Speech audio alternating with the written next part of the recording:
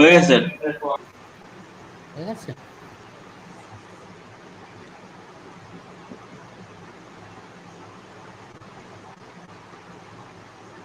Good. Finally, we have reached the last session of our 2-day long international webinar. And today, for the final session, the technical session will be chaired by Esra Shantesho ma'am. And about her, she is an associate professor of English in the University of Georgia. And the first paper presenter is also ready. So before handing her the mic, I just briefly introduce her. And the first paper presenter of this session is Ambuja Raut. She completed her postgraduate degree in English literature from the Rabindra Bharati University, and presently she is working as an assistant teacher of ESL in Gopalnagar Giribala Balika Vidyalaya. And the title of her paper is Mahashweta Devi's Drupadi, translated by Gayatri Chakraborty Spivak, a post-colonial study of female body and social identity. So, Ambuja, now it's to you. You can begin the presentation. Thank you, sir. Thank you so much. Good evening, ma'am. Good evening, sir. Good evening, all, and welcome all. I'm very fortunate to read aloud my paper in front of such veterans of post-colonial studies on the auspicious day of Teachers' Day. Thanks again. So I won't take much time before introducing my paper. Anyway, let's get started with my paper. Today, I'm going to present my paper that titled as Mahashweta Devi's Draupadi, translated by Gayatri Chakraborty Spivak, a post-colonial study of female body and social identity. The complicated setting of Mahashweta Devi's short story, Draupadi, that is translated by Gayatri Chakraborty Spivak, takes the readers under its confidence and projects the continuous power struggle in the post-colonial Indian society through the saga of Dhopdi Majen. She is a tribal woman and an extremist in political belief. That has made her an outlaw with a high price on her head. A subaltern in all aspects. As we all know, the lexical meaning of the term commonly refers to the mass who are socially, geographically, economically, and politically ignored and constantly being marginalized by the established hegemonic social power structure. Dopti stands triumphantly against her molester and employs her body as the artillery to raise the voice that has been long suppressed. Basically, oppression of women in all cultural, economical, social, and political scenario is a common practice of preferential use of masculine authorial power to prevent females from achieving the social equality. While sex is considered as a biological origination, gender is, in general, a social construction. The same society has also stigmatized female body by attaching cultural taboo to it. It has delineated shame as a female's treasured ornament. This taboo not only considers women as weaker sex, but also controls how shame about the female physique is related to sexual decision making by the patriarchal authority. Before exploring the theme of this paper, that is study of female body in post-colonial light, I would like to focus on the term subaltern, because the text was translated by Gayatri Chakraborty Spivak. The Spivak borrows the term from Gramsci to refer to the ignored group of people in the society. In Indian social and cultural context, the term subaltern bears more importance as the people have suffered enough for India's emancipation from the colonial bondage. Spivak, by means of her cultural theories, challenges the legacy of colonialism, and she believes that though the people have survived the colonial rule, they are not actually free from its influences and the hegemonic power structure. Morton, in this context, says the social, political, economic structures that were established during the colonial rule continue to inflict the cultural, political, and economic life of post colonial nation states ranging from Ireland to Algeria, from India to Pakistan, and Jamaica to Mexico. In common with many anti colonial intellectuals, including Franz Fanon and Partho Chatterjee, Spivak emphasizes how anti colonial nationalism assumed a distinctively bourgeois character and was thus perceived by many to reproduce the social and political inequalities that were prominent under colonial rule. In her famous essay, Can the Subaltern Speak? Spivak clearly points towards the limitations of the subalterns by posing the rhetorical question, Can the subaltern speak? She also elaborates that in the context of colonial production, the subaltern has no history. So also they cannot speak. The subaltern as female is even more deeply in shadow, and she inevitably concludes the essay with the standpoint that subaltern cannot speak. Mahashweta Devi's Draupadi is probably that significant text that allows its reader to reconsider Spivak's question, can the subaltern speak? Mahashweta Devi, the eminent Bengali author, has repeatedly presented haunted tales of subalterns who have been constant target of ill treatment and grappling by the so-called privileged upper class.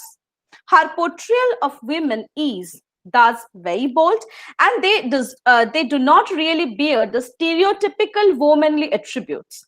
Spivak has pertinently acknowledged that female body in Devi's work, especially in Draupadi, therefore, is more than metaphor.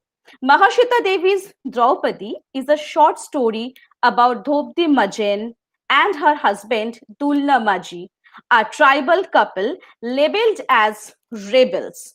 Their melee is chiefly against the privileged landlords who deprive the tribes of their basic needs like the drinking water. The government vanquishes such rebels through obnoxious means: kidnapping, encounter, killing, gang rape, etc. and etc. Using social violence as a mean to teach lesson to a women rebel, however, is not new. Rape and sexual violence have a long history to be associated with militarization across the world. The United Nations Committee on the Elimination of All Forms of Discrimination Against Women has adduced the sexual violence is exercised as a form of punishment, particularly where women are politically active or are associated with others who are politically active. Sexual violence can further be used as a means of inflicting terror upon the population at large. It can shatter communities and drive people out of their homes. Sexual violence can also be part of a genocidal strategy. Women, especially from marginalized communities, become the other in post-colonial nation. The translator of the story, Gayatri Chakraborty Spivak, has brought to light that the translated work she translated the work as much for the sake of the protagonist, Dhopdi Majen, as for its villain, Shena Nayak. The Shena Nayak Spivak has identified a close resemblance to the first world scholar in the search for the third world scholar. Thus, the characterization of Dhopdi provides the reader with the perception of subaltern's identity amidst of the hegemonic social hierarchy represented by the police officer Shena Nayak.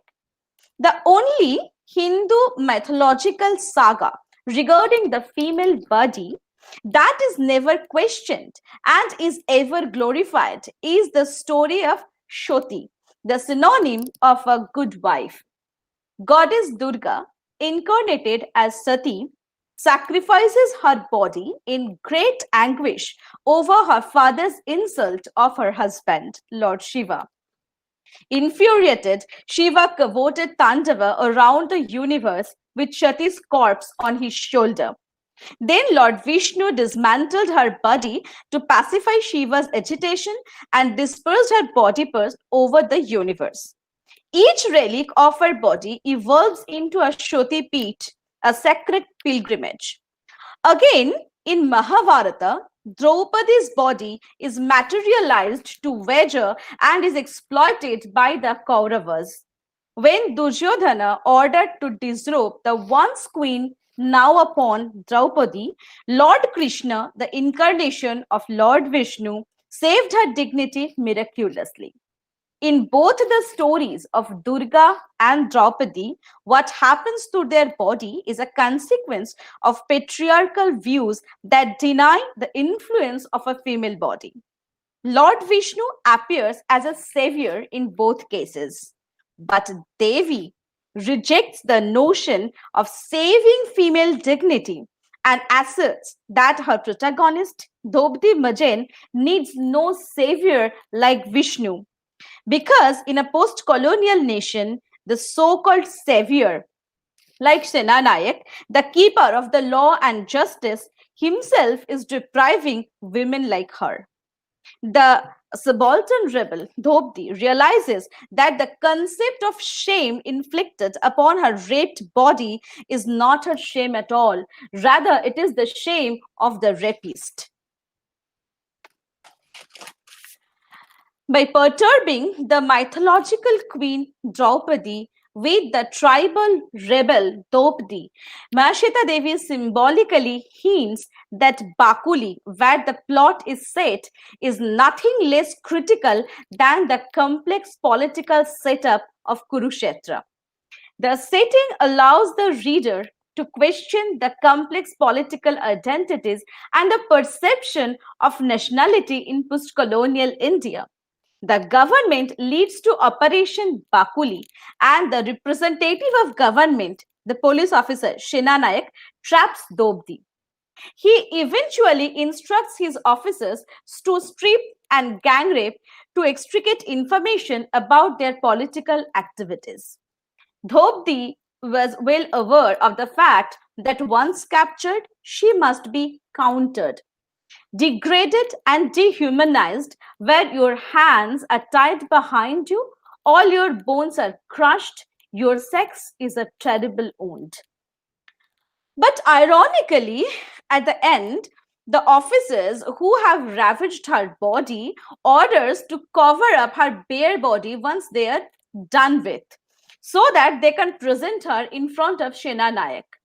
Thopdi, the tribal rebel, the stateful human being saturated with self esteem, drops and tears her clothes off and plods towards the Shena Nayak, naked, her thighs and pubic hair muddied with dry blood, two breasts, two wounds. The officer who has assaulted her is now intimidated by her act as she stands before him with her hand on her hip as the object of his search. Her disrobing stands in the stark contrast to that of her namesake in the Mahabharata, Draupadi. Dhopti does neither sacrifice her body nor cries for some miraculous divine help to save her dignity. Instead, she surpasses the taboo and vociferates, "There isn't a man here that I should be ashamed of." The sortie on her body deems the patriarchal authorial voice as she rejects to be ashamed of and reacts unexpectedly to the authority. Her refusal to cover up her body slaps straight on the face of archetypal concept of weaker sex and overcomes the socio-political double suppression as a female subaltern. In spite of being physically violated and ravaged, Dhopdi refuses to be spiritually and morally molested. Dhopdi eventually emerges as a rebel and compels the authority to listen to the subaltern voice that has been suppressed for so long. She subverts the physical appearance of her bodily assets from vulnerability to substantial resistance. Davis' genius lay in the ability to help the reader identify with and build empathy for those that are never spoken of in mainstream literature. Thank you. That was all for today.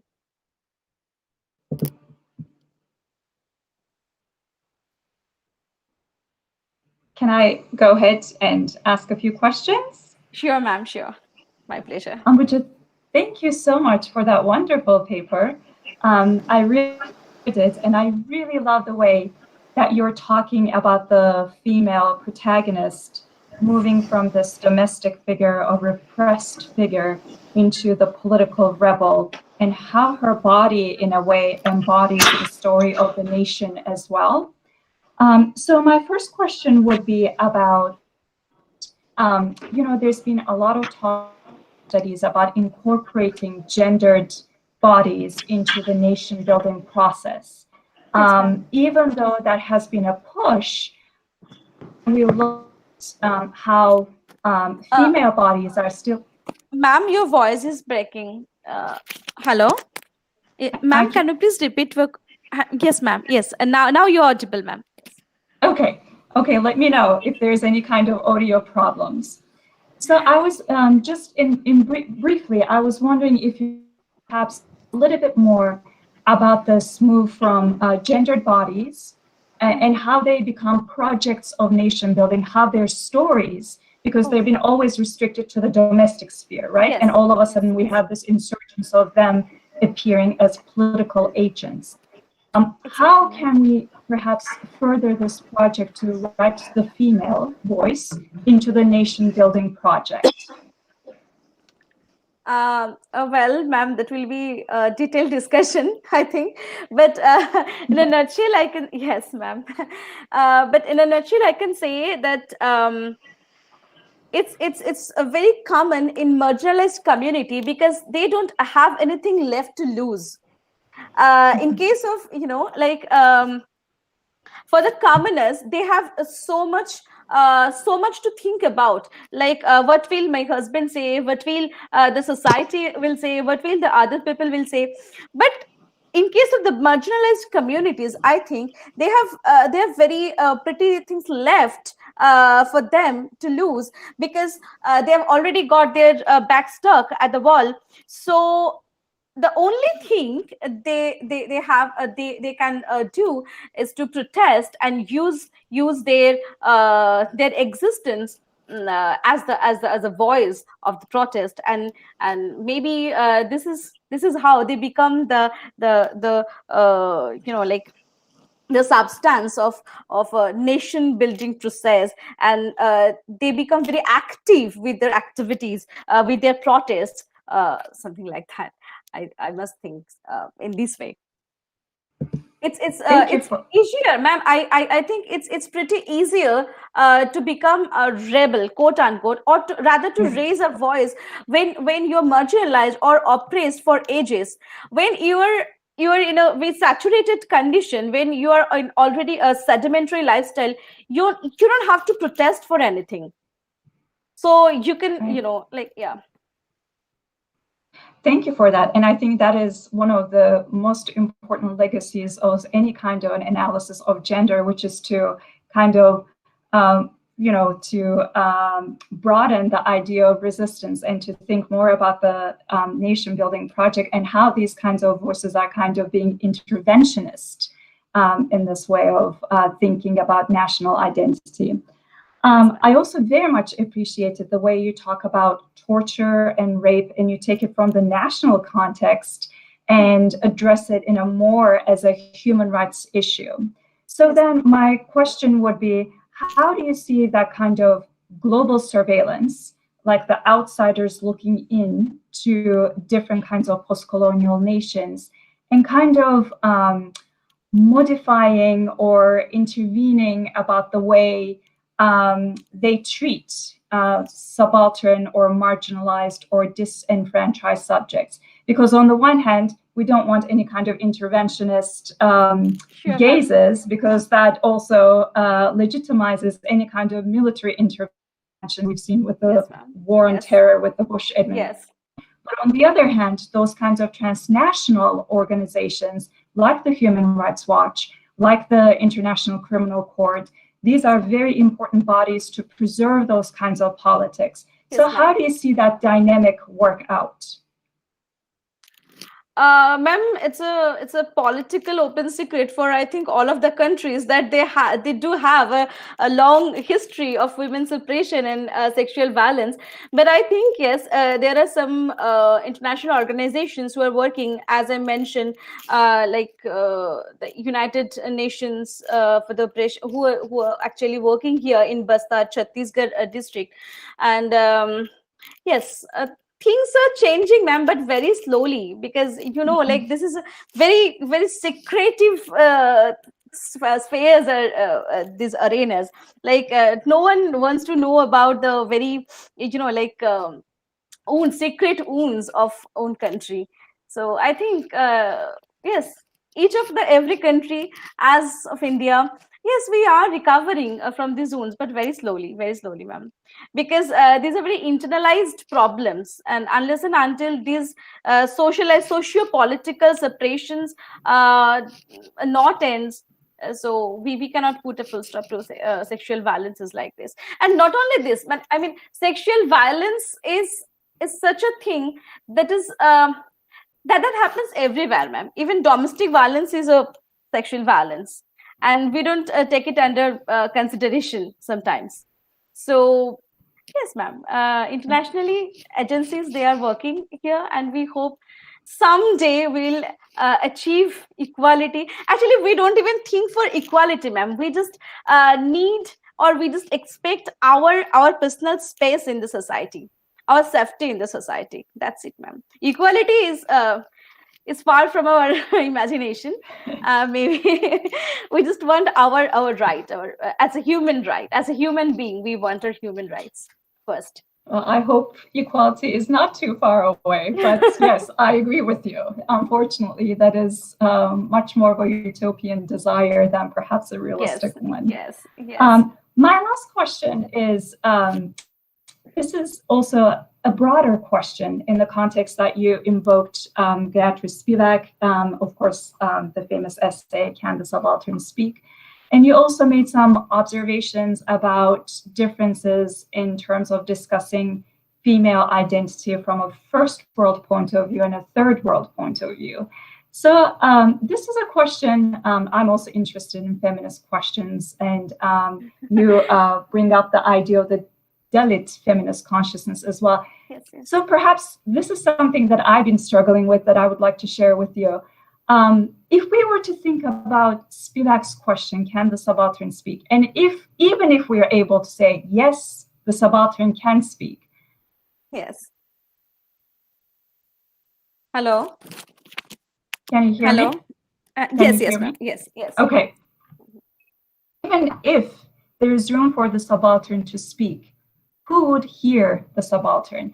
Do you think that this kind of more compartmentalized forms of feminist studies, like the Dalit feminism or Islamic feminism, are they able to first world academics listen? Or do you think that there's still there's room to decolonize the academic studies and the curriculum? Exactly, still ma'am. to push for that equality? Yes, ma'am. Yes, because in every sphere, I personally faced women's suppression, or gender suppression, rather, I would say. So I really don't think if the subaltern starts to speak, there will be all the media coverage and everyone will be eager to listen to them. No, ma'am, that's not pretty much the scenario. I think they must speak. They are speaking. And that's why maybe most of the time they're labeled as rebels and they're put under the label like outlaw or outcast or anti-nationals. But yes, they are speaking in their way. They have their words which have been long suppressed and long unnoticed, but there are very few to listen to them. It's not like each and every day they get the media coverage like the Celebrity or Page 3. That's here a page is dedicated for the subalterns. See, they're speaking of themselves or about themselves. Not really, ma'am. That's not pretty much the scenario. Well, let's hope that also changes in the future. Yes, thank ma'am. you, Yes. Thank you very much for your insightful comments. Thank you, ma'am. Thank you so much.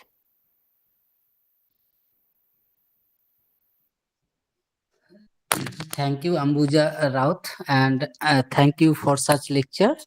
And after that, we would move to our next paper presenter, and that is Debolina Beborita.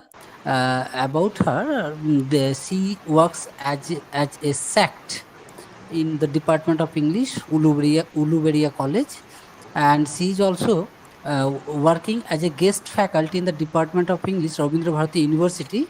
She completed her MPhil from the Rabindra Bharati University, and the title of her lecture is Incarnation of an In-Between Space, Quest for Uncharted Terrain of Culture Hybridity in Amitabh Ghosh's The Shadow Lines. Now, Debolina, it's to you.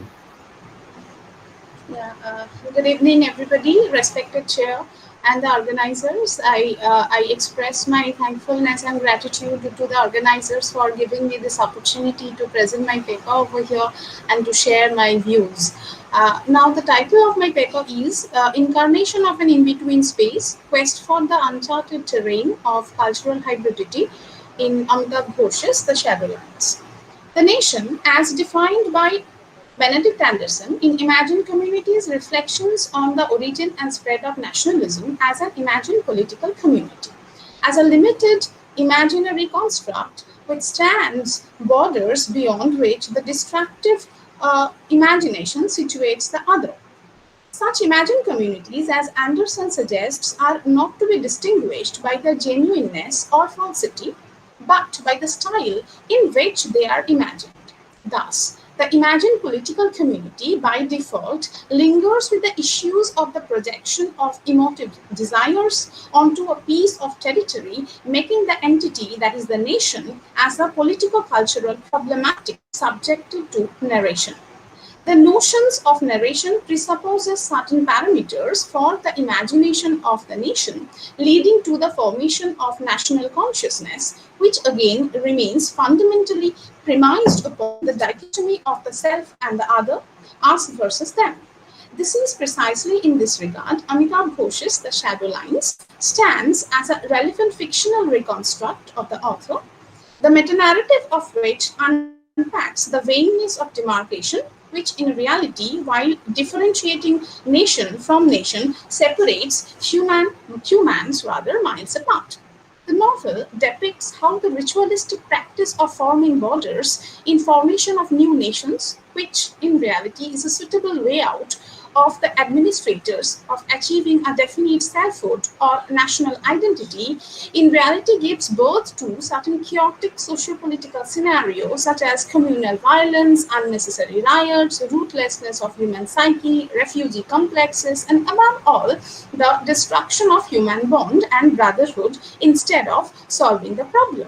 In his essay, The Ghosts of Mrs. Gandhi, the novelist talks about the apocalyptic vision of Indian socio-political scenario during 1984, caused by the separatist violence in Punjab, the military attack on the great Sikh temple of Amritsar, the assassination of the Prime Minister Mrs. Indira Gandhi, riots in several cities, the gas disaster in Bhopal, used to form the basic ingredients of the Delhi newspapers.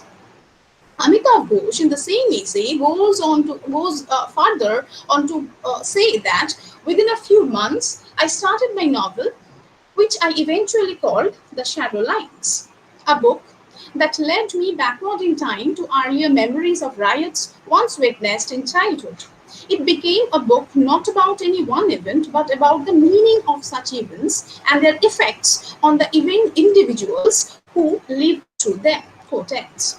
Written against the backdrop of civil strife in the post-partisan East Pakistan and rioted Calcutta, the narrative begins in 1939, the year Second World War broke out, and ends in 1964 with the eruption of the cycle of violence in both India and Pakistan. It spans 3 generations of the narrator's family spread over Calcutta, Dhaka, and his English family friends, the Prices.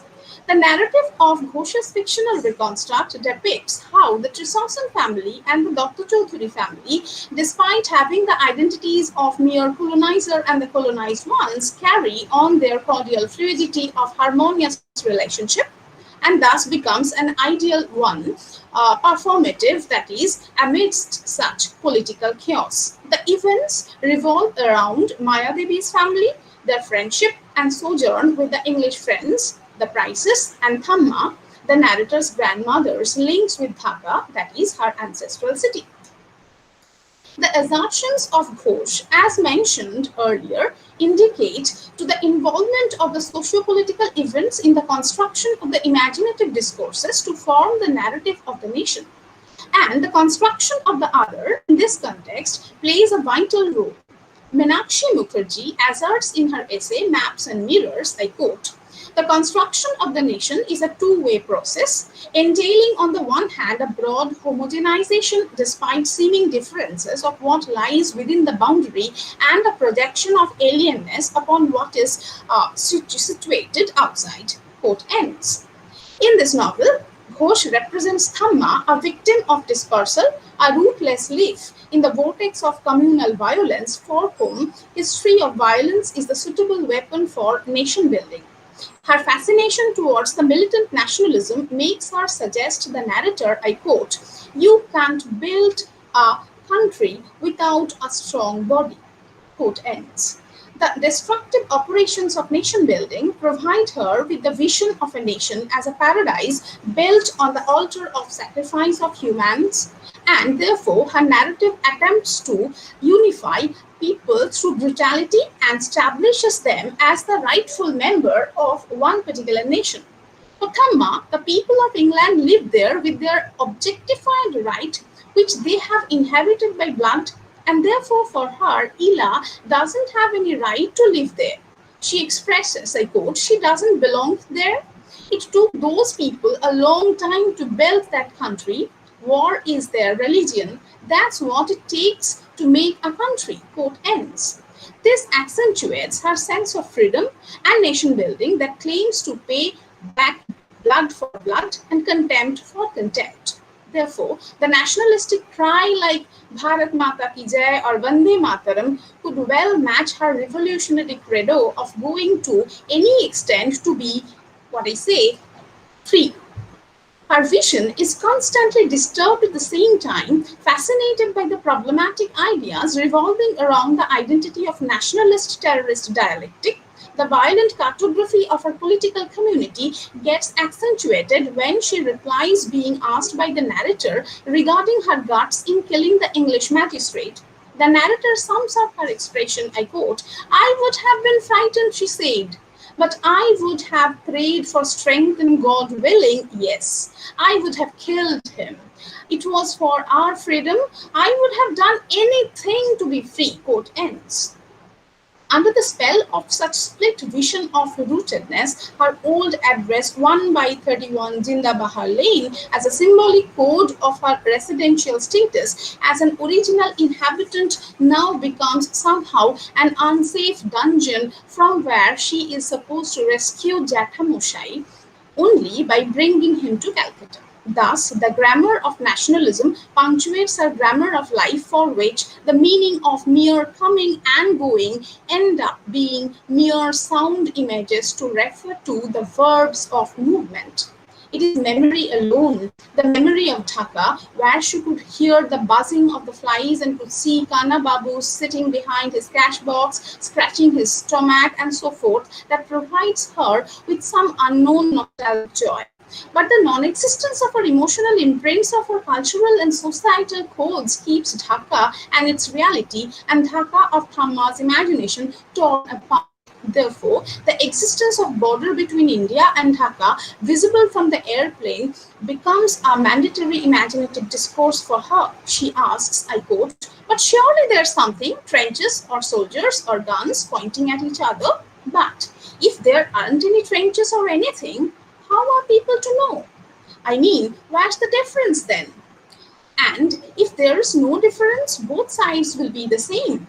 It will be just like it used to be before." Quote ends. Her utterance with this kind of hostile inclination towards partition gets its final blow when her uncle refuses to go back to Calcutta, saying, I quote, "I don't believe in India Shindia. It's all very well. You are going away now. But suppose when you get there and they decide to draw another line somewhere, what will you do then? I was born here and I will die here, quote ends. Now, Ila, being the daughter of a successful economist with the UN in connection of her father's supposedly intellectual job, remains always away in terms of her physical space, from her placental roots to her relations and emotional engagement with her cultural consciousness. She originally belongs to. Her compulsory tour through somewhere in Africa or South Asia makes her travel through the trajectory of different narratives as a mandatory process of the construction of her selfhood, making her own narrative an incomprehensible note to herself. That is why, after having visited a number of countries like Cairo, Addis Ababa, Brisbane, her own narrative begins borrowing the tinges of another culture, making herself an accumulation of identities without any definite narrative of her own. Her ambiguous and so-called Occidental cosmopolitanism makes her forget her childhood memories of long time ago and forms her cultural discourse that cling to the photographic records of her Occidental, I quote, yearbooks of international schools, that sarcastically rejects even her very presence in the same frame with the most beautiful, the most talented, the most intelligent girls in the school who happen to be her quote-unquote closest friends. Her inability to negotiate, her inability of negotiation with the fluid of history keeps her stuck with the narrow domain of political community that accommodates her with the fanciful presence of, I quote, Magda, a huge doll almost as big as Ila, with pink cheeks, snow white arms, bright gold hair, and blue eyes, or a boyfriend like Nick in her life as mere symbols of her wish fulfillment. Now here is Trideep. Trideep's archaeological knowledge not merely in the mode of institutional education, but as one of the tools of successive applications of diplomacy being achieved through his consecutive traveling through narratives of others in a way problematizes the discursive practice of nationalist representation. In Bhabha's term, is that self within the other who, through his supposedly otherwise activities and harmonious attitude towards human individuals, establishes an anti-discursive narrative of nation that exposes the possibility at the core of the border life. Trideep's narrative of the nation with the effortless ease exposes the desire to go beyond the limits of one's mind to other times and other places, and even if one was lucky enough to place where there was no border between oneself and one's image in the mirror. And Trideep's martyr-like death in Jindabahar Lane, where he went to rescue the granduncle, is not a mere rescue operation as the successor of a diplomat, but is an abdication of the individual whose personal loss of life proves to be an advantageous for the interest of humanity. And his death waves a new narrative of nation flavored with, I quote, a final redemptive mystery that stands without a border where, says Tagore in Nationalism, defeat, I quote, defeat may lead him to victory, death to immortality, and where, in the contemplation of eternal justice, those who are the last may yet have their insult transmuted into a golden triumph, quote ends. Therefore, Trideep, in Tagore's words, is full of moral ideals to establish, I quote, Maitri in this world occupied by the struggles of political right and obsessive might, quote ends. Thus, the borders become shadowy, and further, the Bartholomew Atlas, as has been referred to by Amitav Ghosh as a performative tool of the pedagogical discourse of nationhood, announces its identity as the ship towards a place where, as Bhabha says, I quote, two realms flow unceasingly and uncertainly into each other like waves in the never-ending stream of life process itself, quote ends. Thus, it transcends all imaginary borders of time and space and creates a new domain where figures like Trideep or Saifuddin, who tried to save the life of Jatamoshai by their very activities, problematizes any essentialist or fundamentalist notion of nationhood by keeping the warmth of human bond in flow. This note of humanism is an incarnation of the in-between space that, in Bhabha's words, provides the terrain of elaborating strategies of selfhood, singular or the communal, that initiate new identity. The narrative of the novel indicates a search for a location of culture that only comes through the purgatory of the inhabitants of an imagined community, the shadow lines of which is decorated not with the petals of blood but with red oleanders, where simple task of uniting memory and the people of the whole world is not a difficult task anymore. There, neither one divides memory, nor does the greed for an essentialist nation puts an innocent life to another. It is the force of human sympathy, of neighborliness, of fellowship and love that constructs the nation worth living for humanity.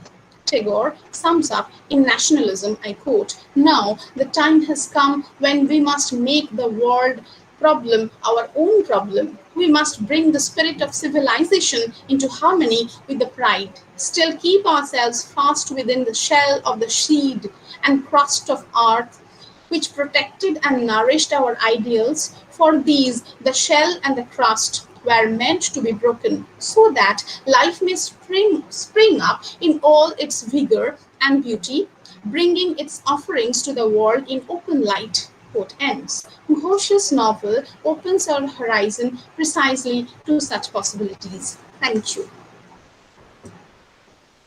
That's all on my part. Thank you, Devolina. Can you hear me? Yes, ma'am. Yes, ma'am. Thank you for that wonderful paper. I really think that you've done a great job showing the ambiguities and the contradictions of building a colonial nation, which is all about being able to embrace heterogeneity on the one hand, but also to keep the foreigners in their place as outsiders on the other hand. So you really articulated those kinds of contradictions really well. I wanted to ask you, first of all, you invoked Benedict Anderson's idea of the imagined community as a definition of a nation. And I'm not sure if you're familiar, but I was thinking also about Ernest Renan. And he talks about nation as a form of remembering and forgetting, especially forgetting the kind of traumatic, horrific wrongdoings that people have contributed to. Like we tend to forget those kinds of things because that is very difficult to incorporate into the nation building myth.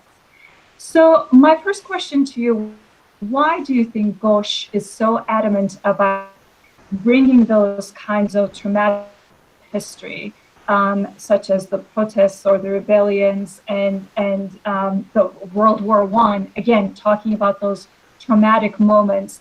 Why does he think this is an important way of contributing to that nation building? Yeah, thank you. Thanks a lot for, thank you, ma'am, for this question, first of all. In this regard, I would like to say that nation, first of all, itself is a construct. And in order to make this construction a complete one, some things are very much necessitated. First of all, the narration of history. Secondly, certain emotive symbols like the flag, like some kind of a dress codes, and some national anthems, such ritualistic practices of the food habits of one particular nation, and the narration of the lifestyles and all like this. Therefore, I think it is a typical narrative style of Ghosh, who always involves history, because history is having its mandatory part in the construction of nation. And Ghosh is not in the sense is, I cannot say that Ghosh is adamant in this, but Ghosh here in the sense is trying to narrate the history of the nation. And we have these two terms that Bhabha also calls. One is the pedagogical and another one is the performative. So pedagogical is referring to the discursive practices. And we have these two ways of thinking.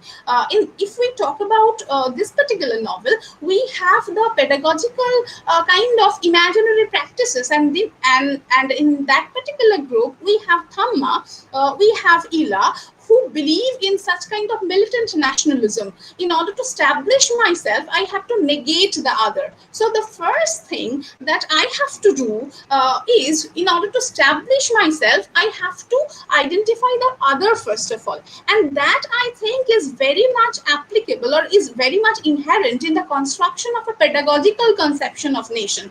And that is why I think Ghosh is trying to give not only Ghosh is not only a critic, but also is standing, or is trying to give us a critique of the history of nation building. I think I have given an answer to your question. Oh, yes, absolutely. Let me perhaps come back with another question based on your response, because you said it's very much about negating the other that we're able to build this up, but also we need the recognition from the other, right? If we think about the master-slave dialectic, it's the one of the problems with Hila is that she's yearning for that recognition from the prices. And I think you're right that on the one hand, she's trying to negate that recognition, but on the other hand, it's that yearning for recognition that very much motivates her actions. And she wants that kind of validation, in a way, coming from the other. But moving on, I also thought that you did a really good job thinking about borders, both in the geographical sense, but also you bring that idea of the border between the self and the other, between the colonizer and the colonized, which is more of an epistemological border, I would say. So my second question would be related to that idea of recognition. How do the power dynamics between the colonizer and the colonized work in this particular novel, as they're trying to both embrace that kind of heterogeneity, but at the same time preserve some of those differences to cater to that hierarchy that is already put in place? And in other words, the colonizer is not going to say, oh, today you're a post-colonial nation, we are going to be on equal terms. Right? So there's that kind of a preservation as well. Any thoughts about that? Anything that kind of stimulates your thinking in that way, as borders being epistemological as well, not just geographical, but epistemological? Thanks again, ma'am, for this wonderful question. First of all, I would like to say that as we were exchanging our views on the self-other dichotomy and the like, that is, as I was talking about the fact that in order to establish myself as the right one, I have to negate the other one. And that, I think, is the inherent contradiction lying in the narrative of the colonial discourse. On the one hand, I want you because without you I cannot stand, and at the same time I want to prove you, the other one, as the weaker one. So that is the typical strategy of domination. That is the typical strategy of the colonial discourses as well. That is the first thing. Secondly, while with respect to this particular novel, as I was talking about, one is a pedagogical discourse of the nation, narrative of the nation, and another one is a performative discourse of the nation. Hello, am I audible? Hello? Yes, audible, please. Okay.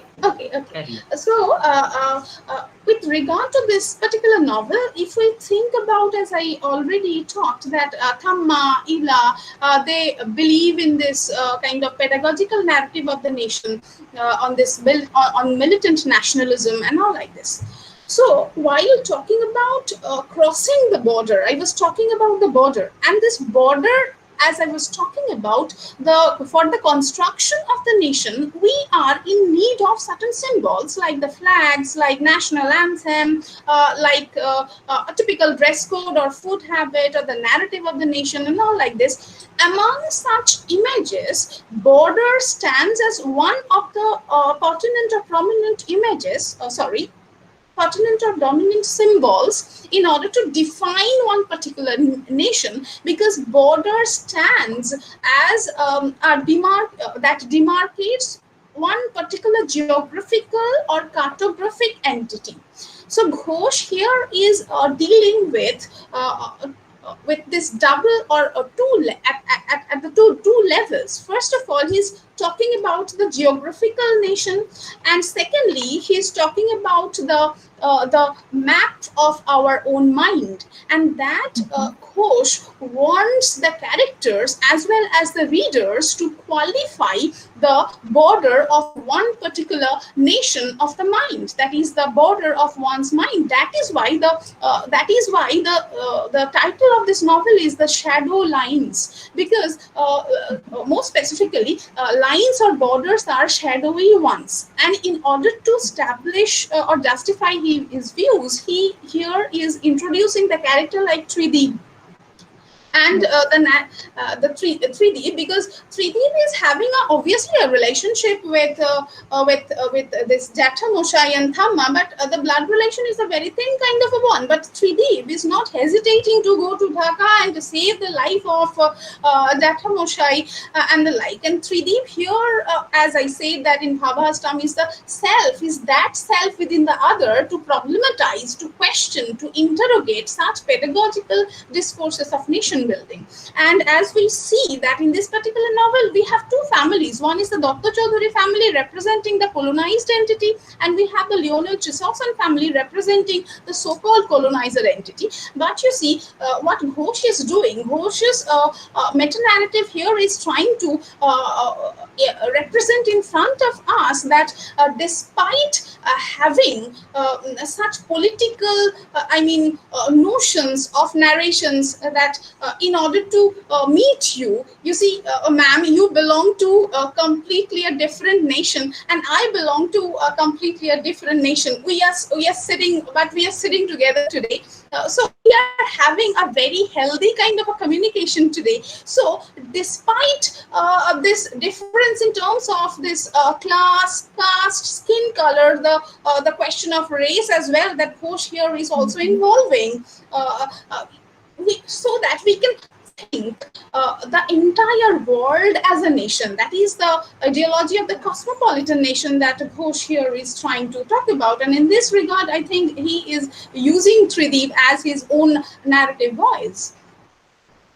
I think yes, that yes. Okay. Very passionately. And my last question is, and I'm so sorry, I lost you for like a few seconds at the beginning of your response. My computer got disconnected, but I got the gist of your response anyway. But my last question is, so I'm thinking about some of the theorists of border and border writing. I'm thinking about Gloria Anzaldúa, for example, or Emily Hicks. And they are very optimistic in the sense that border is, or ma'am, border your voice conscious. is breaking. Ma'am, your voice is breaking. It's not properly audible. I'm sorry, but can you hear me right now? Yeah. Yes. So I was thinking, if anything goes wrong, I'll just put that in a chat for you.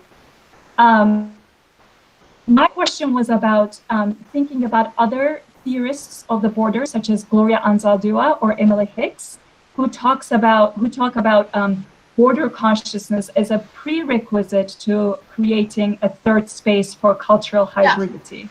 Yeah.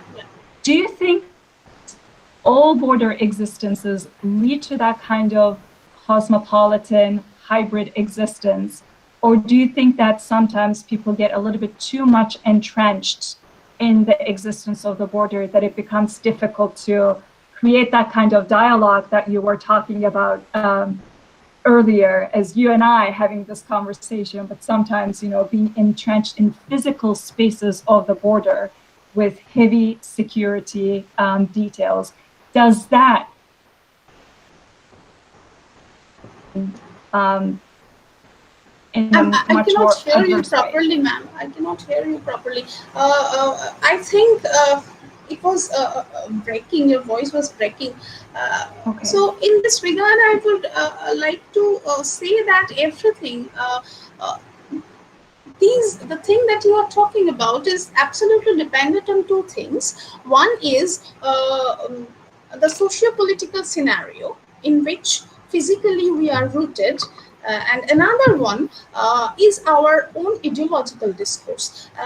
And these two things are very much interlinked. One cannot stand without the other. And in this regard, the happenings, the current socio-political scenario and the contemporary socio-political scenario makes us rather think it in that way. But what Ghosh is trying to say, if we can cross the border of our own mind, and that is why he is here involving the narrative of the Tristram Isolde story. Here, the hero, Trideep, is is expressing that I want to meet May Price as a stranger in the ruin. I do not need any voter ID card, any Aadhaar card, or any nationalist nationalist symbols or significations in order to meet you. So what Ghosh is trying to say, in order to invoke a cosmopolitan nation that once Tagore also invokes. So here what Ghosh is trying to do is trying to refer to his own ideological belief on the communication, despite all those matters or issues of class, caste, nationalist borders, and all, to communicate so that a human, irrespective of such issues of gender, issues of nationalism, issues of such ritualistic practices, a human can talk to a human can talk to a human and communicate to a human, and that would be a heart-to-heart communication that we are today in this evening doing.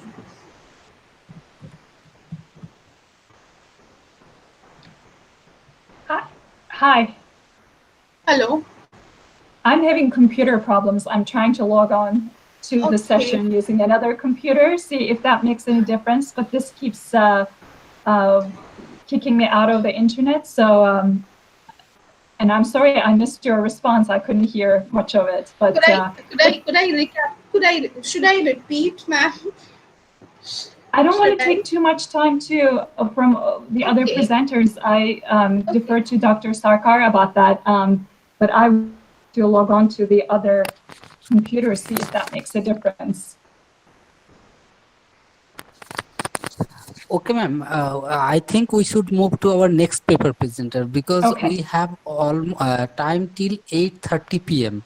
and we can extend it till 9 p.m. in India IST. I think it would be better for us to move towards next presenter. And thank you. The Thanks next a lot. paper. Thank you so much. The next, and I'm sorry about the troubles. No, ma'am, it's all right. It's all about the technical glitches. You have nothing to do with that. It is beyond our control. Yeah, it is beyond our control. We cannot do anything. We are helpless. Okay. To introduce our next paper presenter, he is Devobroto Odhikari. Devobroto, he is an assistant professor in Hooghly Women's College, and he's completed MPhil from JNU and pursuing PhD from JNU. And the title of his paper is "Whither Lies the Home? The Migrant Laborer Question." Whither lies the home? The migrant laborer question. And now it's to you, Devobroto Odhikari. You can present your presentation.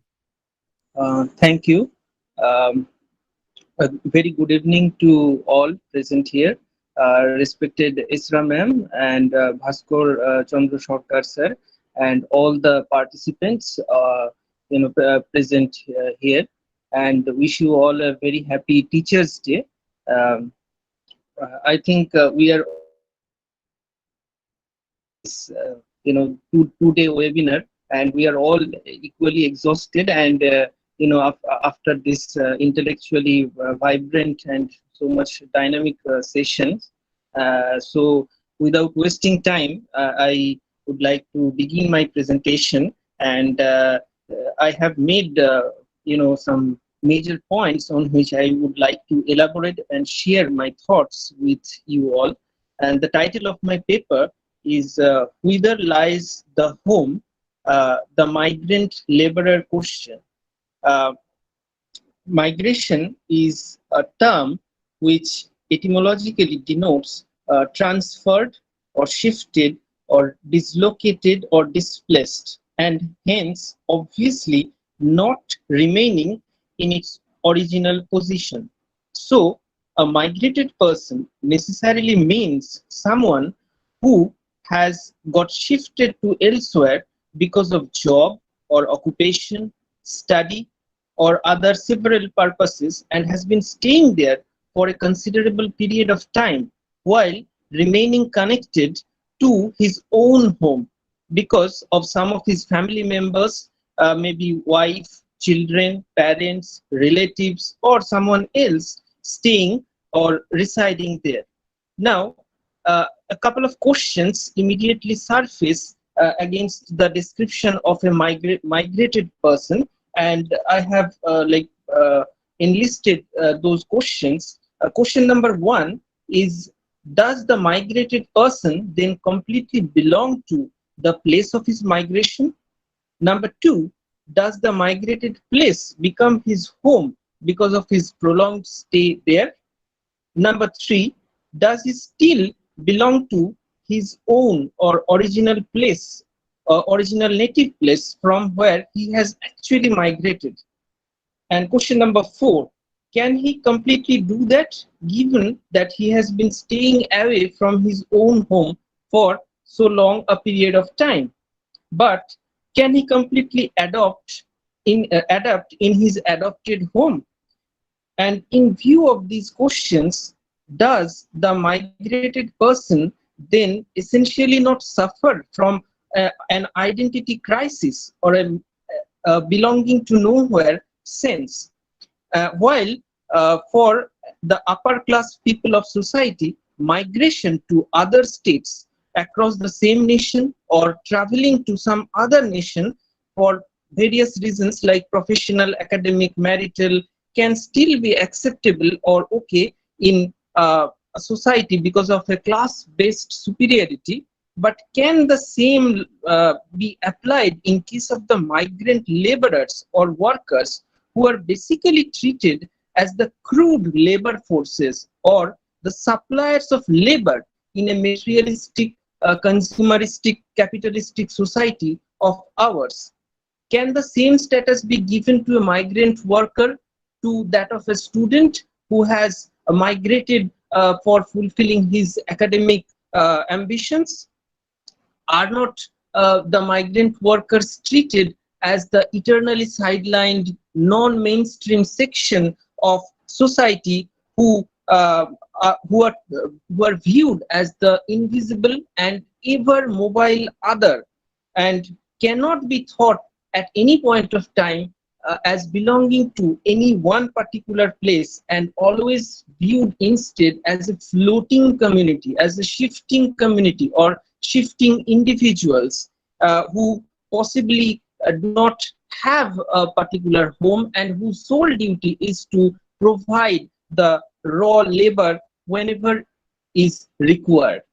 And does this identity crisis for the migrant laborers become more acute in case of the COVID-19 scenario that we are currently living in, when they are removed from their or expelled from their jobs and are compelled to return back to their own homes or own native places, but are not accepted even there, or accepted somewhat grudgingly, as we are seeing in current times, because of the contagious, because they are viewed as the carriers of contagious COVID-19.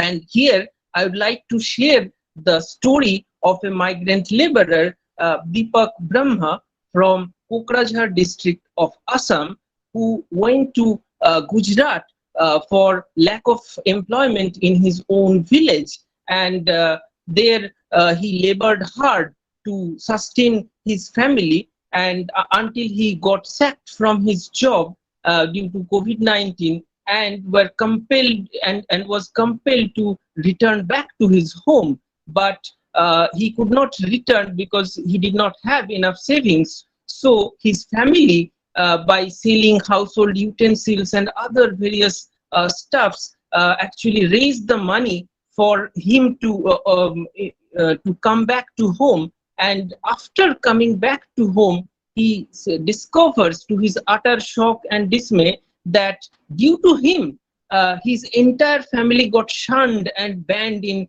his native village, and they were completely treated as outcasts. So home basically fails to provide him the necessary comfort or relief or the peace that Deepak was possibly looking for while he was coming back from Gujarat through undergoing lots of sufferings and pangs. Now, after that, what happens is even more pathetic, that due to hunger and unemployment problem in his own home, he virtually had to sell his newborn daughter for rupees 45,000 to some other person. And when a local NGO got notice of this and brought it to the notice of the police, then he and all the other members associated in this got they were sent to jail. And now for persons like Deepak, long and unending misery possibly continues. So, and there are numerous Deepak Brahmas in our country. For conscientious people like us, we do not know whether to sympathize with persons like Deepak or other migrant laborers who have to undergo lots of miseries and misfortunes and agonies, or should we treat them, should we view them as the inevitable other, or the corona afflicted other? Because that is also kind of just if you look at the contemporary situation. And even if we do sympathize with them, what can we possibly do to provide them with a shelter, with a home, or with a comfort zone of their own? Should the government have adopted a better policy regarding the sending of the migrant workers back to their home, and are the work sites, the crowded dormitories, the lodgings, or the Shromik special trains that they are boarding or possibly or compelled to board, become the home for these migrant workers, or is it that the world of nature possibly that surround them while returning back to their home, the natural world as it were becomes their home, while they are actually searching for home somewhere else? Or should we, or can we say that this suspension of identity or this crisis of identity should be their new normal identity, as we are accustomed to say that this is our new normal situation? So should this new crisis of identity be the new normal identity for the migrant laborers when they're cast away or rejected by both the home and the abroad? So and recent statistics reveals that the migrant workers who are staying away from home or working away from home, they have to basically undergo a double operation in the sense that they are treated as the Dalits or Adivasis or the tribal people, and also they simultaneously have to undergo the operation of or the stigma of being the non-local or the non-residents of that migrated place. So what what can be the alternative for these migrant workers? So should we leave it on their fate that only because they are the migrant workers they are bound to suffer this kind of homelessness, and also because their real home doesn't offer that kind of employment opportunities? And also, since these migrant workers are sent back to their homes due to the COVID-19 situation, should it be their final kind of a send-off that they are not to be taken back anymore, and because they are outsiders, and they should be completely shunned from the migrated place? Because that happened with a lot of migrant workers like Bikram Singh, who is a migrant laborer from West Bengal's Uttar Dinajpur district, who decided to return to Kozhikode district in Kerala, where he had been working earlier as a daily wage mason for 4 years, but was forced to take the next train straight back to his home immediately after getting down at the Kozhikode station. So, should these persons suffer the inevitable penalty as being the non-locals or the non-residents of the migrated place? And there are other cases where the migrated laborers or the migrated workers are slowly returning back to their earlier urban places of employment, like Delhi, Bombay, Ahmedabad, Gujarat, Hyderabad, Bengaluru. All these are earlier urban places of employment, and their employers are even luring them back by buying tickets, buying flying tickets, flight tickets or train tickets. But is there any guarantee that if these laborers are taken back to their earlier places of employment, they won't be compelled to send back to their native places or original places, if the corona surge does not get reduced anytime soon, or the vaccine doesn't get invented? Because laborers like Binod Paswan, who flew back to Indore, where he was working in a flour mill prior to COVID-19, is possibly not ensured of a permanent settlement there, either by the state or by the factory owners who telephoned him back there. And we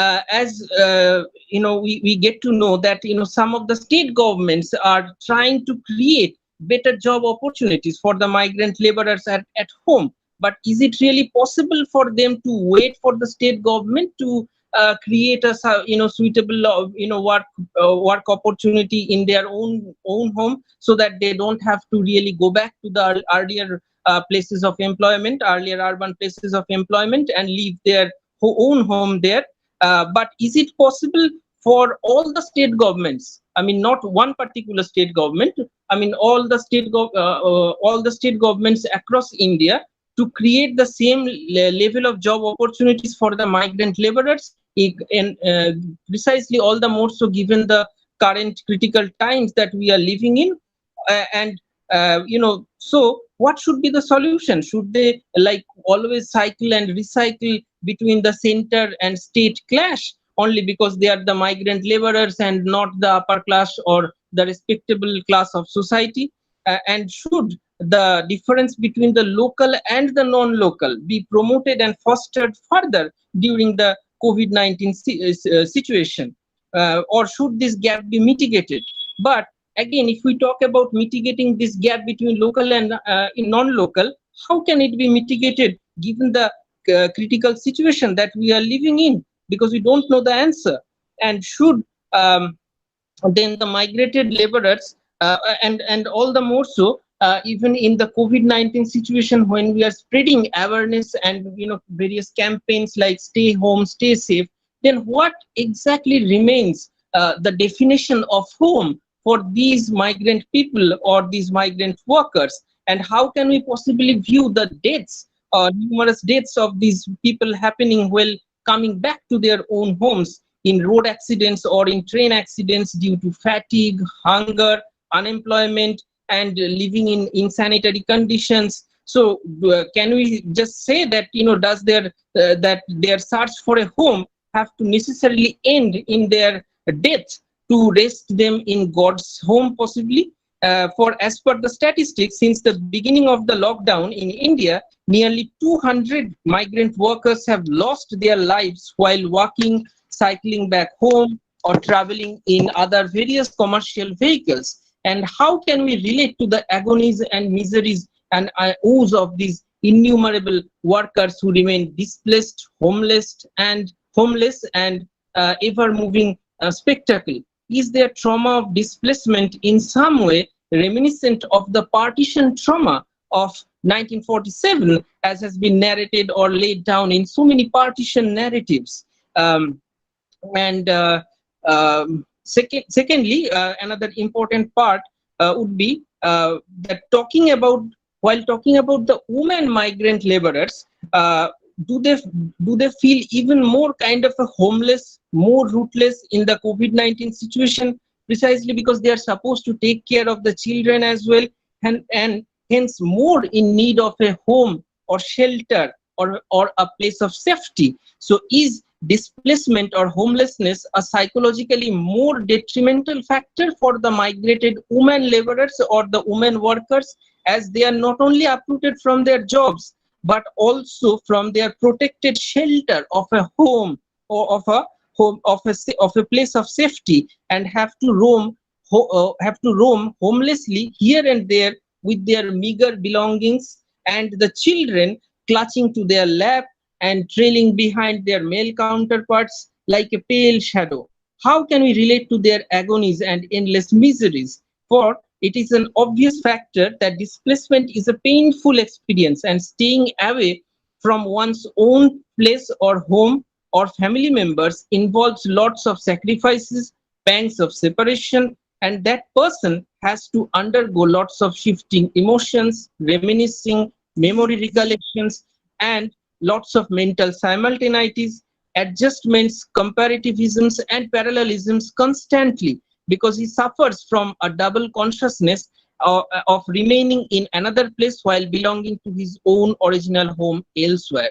And lastly, I would like to conclude by mentioning another important factor that comes to my mind while talking about the migrant laborer, that does the migrant laborer question also bring to light, amid the various problems which I have discussed above, the problem of the existence of the multiple nations within one single nation, as has been exemplified in the several center-state ego clashes. I mean, we have noticed several center-state ego clashes during this COVID-19 pandemic. So the problem, the kind of the existence of multiple nations, which was already there in India even before COVID-19, gets further aggravated due to this pandemic situation. But does it actually augur well for the Indian nation? Because we are having the border problems from China and somewhere from Pakistan also looming large. So with this I would like to conclude my presentation, and I would like the audience to ask if there is any question.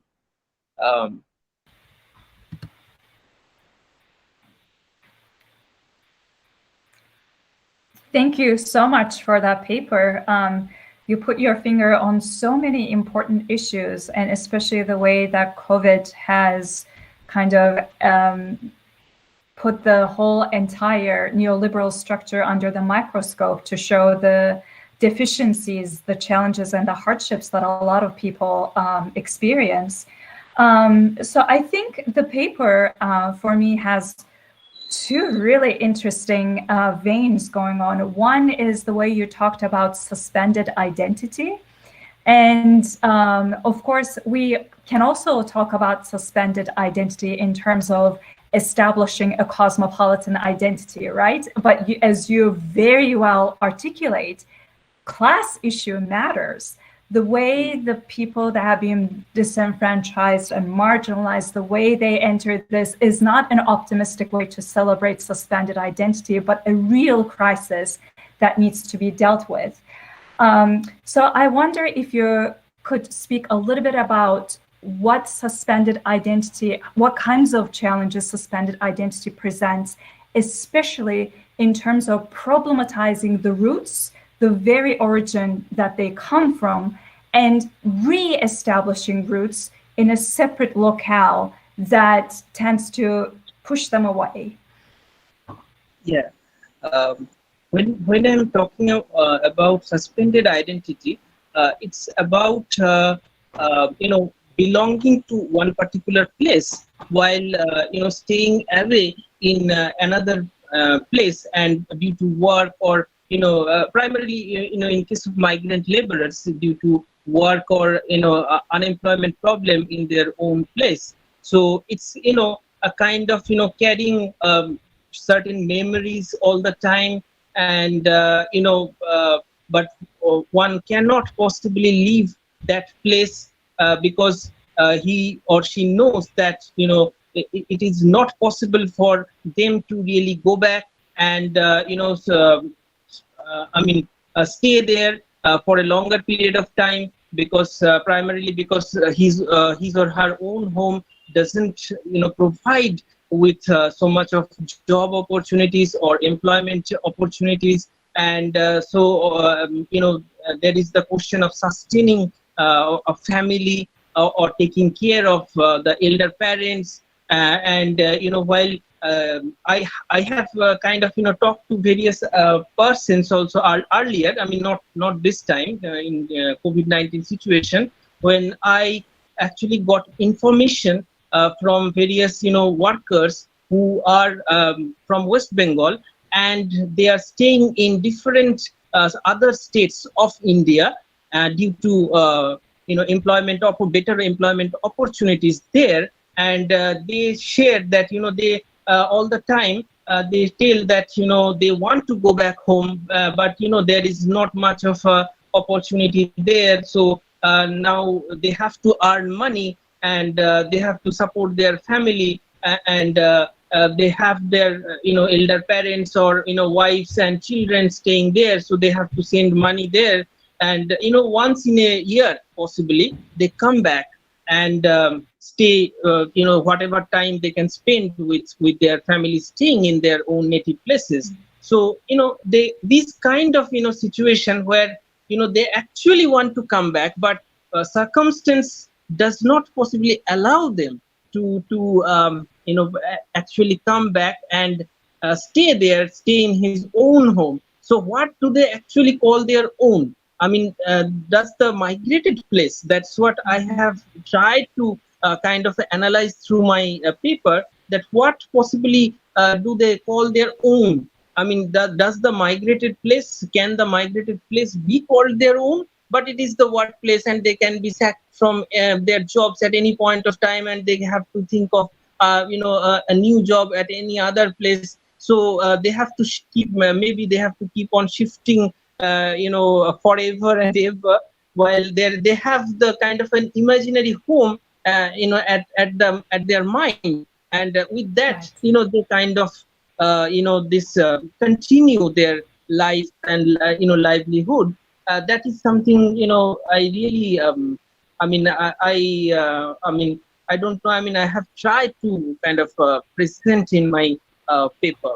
So this is what I call a suspension of identity, which becomes even critical now, because this they are forcibly sent back.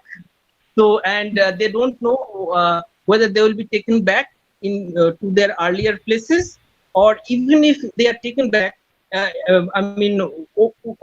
should they would they be able to stay there forever, or again they should be sort of forever traveling? I mean, with this corona situation, which becomes more critical. So that sort of I tried to highlight. I hope I am. I was just going to say, as you so eloquently express, it also, in a way, complicates the idea of nostalgia, right? Because we tend to think about homesickness as this perpetual sense of nostalgia, but and we think that homesickness is going to end once the displaced person goes back home. But now that home is no longer available to them because of those kinds of concerns and resistances coming from the local community. So that's very interesting. The other vein that I was thinking about as you were talking in this paper is the idea of transnation. And I know that we talk about transnationalism as like movement between nations, but Bill Ashcroft, I don't know if you're familiar with this, but he has this really interesting essay called Transnation, and he talks about movement within the nation and how that in a way creates this not transnational, but transnation experience where the inner migration changes the dynamics of a local community. And I think that you, again, very eloquently talked about the fact that, you know, these people are being pushed away from both their homes of origin and their adopted homes. So how does that complicate the identity of a person who participates in this transnation movement? But I think that you eloquently addressed that as well. My only response is, you know, the neoliberal push to keep economic structures in place, unless they change, and maybe COVID is going to make us realize that I don't see an end to this injustice. And as you say, this is not just about perhaps national problem, but human rights problem. I don't know if you want to speak about that, how that becomes like a human rights issue, but it's not just about the locale, it's not just about the nation, it's about our global responsibility as global citizens to be able to cater to those kinds of hardships and challenges faced by migrant laborers. Yeah, I mean, that is also kind of true. Because it is, I have primarily tried to address the Indian kind of thing.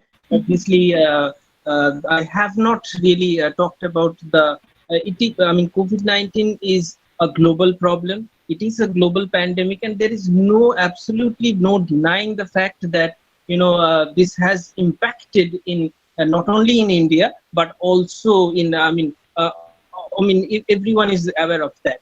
I have, you know, for the sake of discussion, I have mostly tried to confine it to the Indian situation, but I have not really talked about the global thing or the global scenario in this situation. But I mean, I would like to. I was thinking of extending my paper for that. But since due to time constraints and other things, I could not really, do that, because I thought that, you know, since it is the closure of the time, so everyone would be fed up and exhausted. So I tried to stick to the time parameter as much as possible. But yes, given time, I would like to extend my scope of argument and include what happens in the global scenario for the migrant laborers, and what exactly is happening and what exactly is possibly happening in the global scenario for the migrant laborer question. And I primarily kind of would connect to the theme because I was even, though I never traveled to abroad, even when everything was fine, but I was staying in Delhi.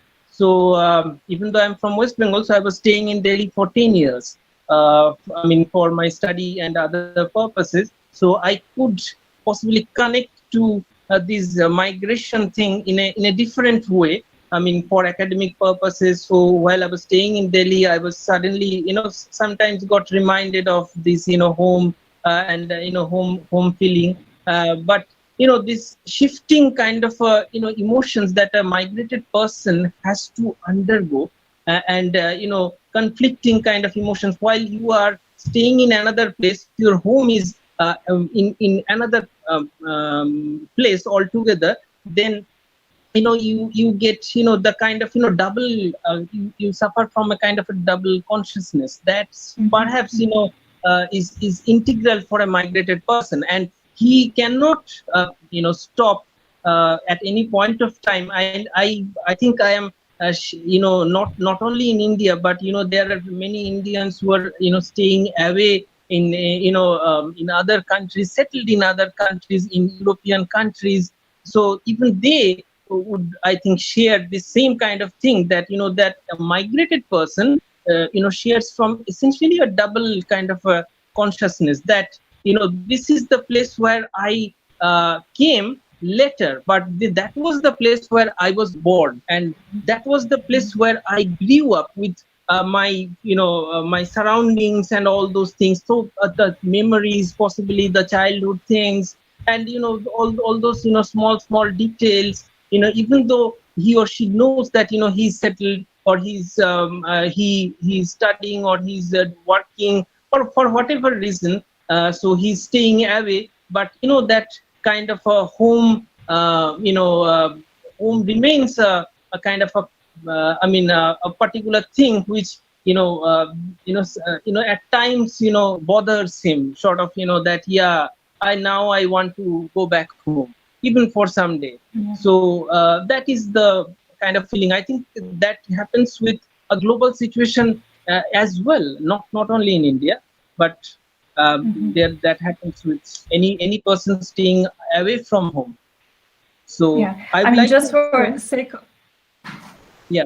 I was just going to say, just for the sake of clarification, I'm not saying that you should look at it global necessarily, but maybe think about how global Yeah. trends are influencing the way things are happening in India. Because when we think about human rights issues, we always think about the political and civil rights. And usually cultural, economic, and social rights are pushed to the side. And I think this paper is a wonderful way of showing that these are actually problems at a foundational level. So I think there's a lot of merit there.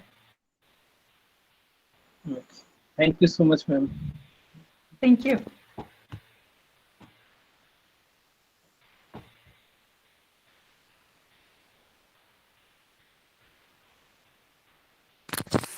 Then we should move to our next paper presenter, and the name of the next paper presenter is Babul Promanik.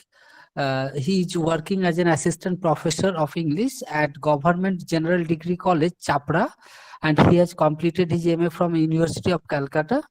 And the title of his paper is Destruction of Humanity, an attempt of failed resistance in Things Fall Apart. So, Babul Promanik, it's to you. You can begin your lecture.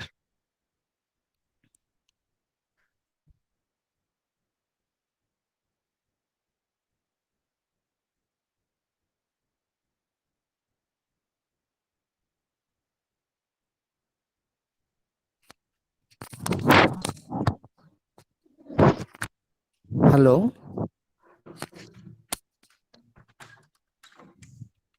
Am I audible?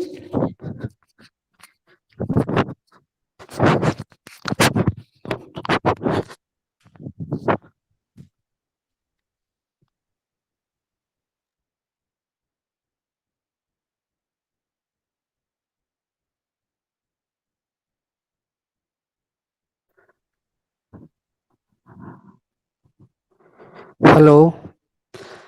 Now, I request Babul Promanik to begin his paper.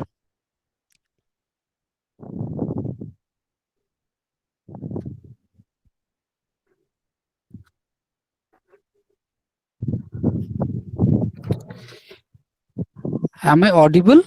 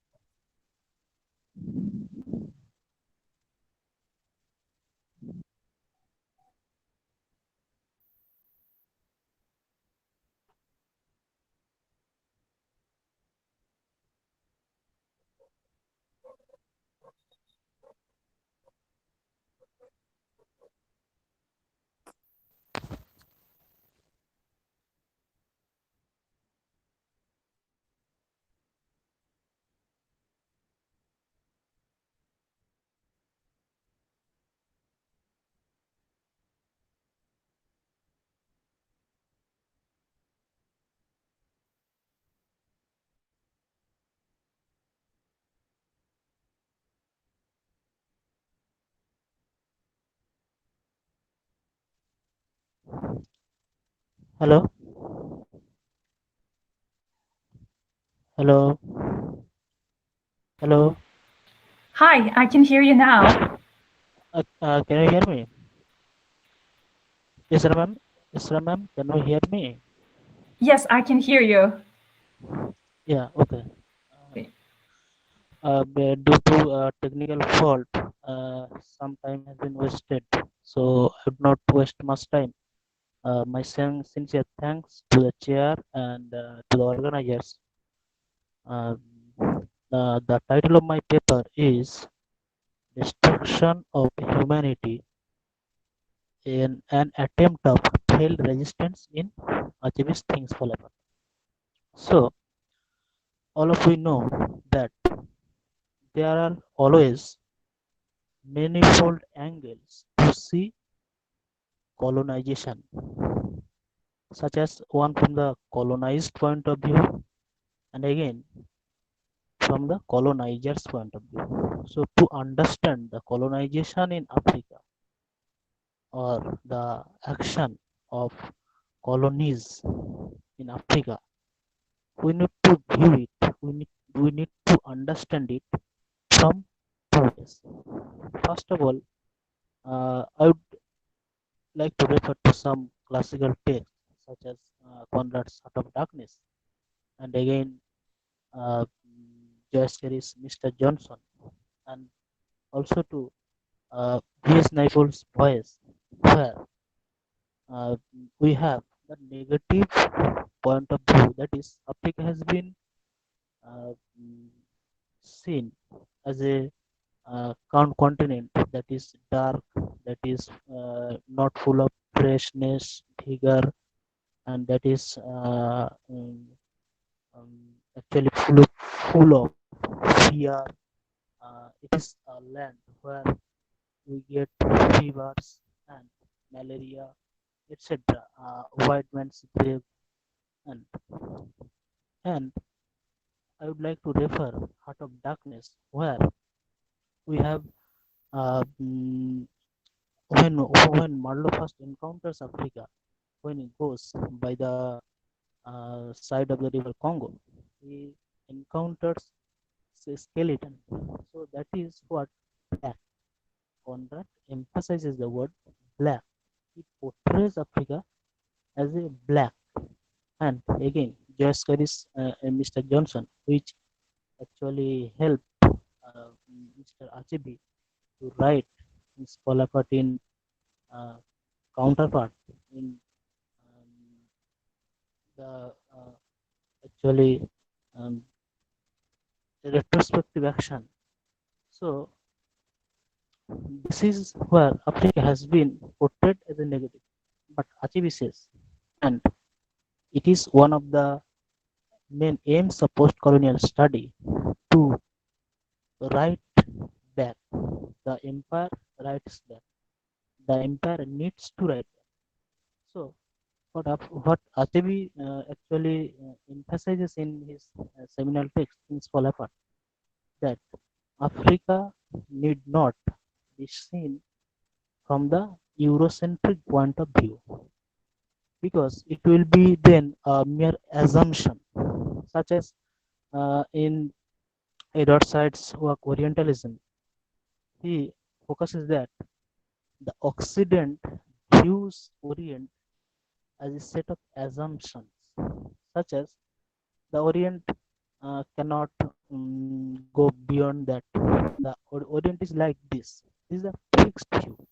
This Eurocentric criticism of saying colonized areas needs to be stopped, or needs to be written about by the colonized people, so that we can get a manifold or point of view that would be justified from the colonized people. And again, in his famous literary work, we Thiongo, in decolonizing the mind, says that Africa is not devoid of its rich heritage. Africa actually emphasizes or Africa actually enriches Europe or America. So Africa also has literary merit. Africa also possesses people who are acclaimed all over the world. And again, so Africa actually is not a bracketed world. Africa is not a world where this should be left aside and things like that.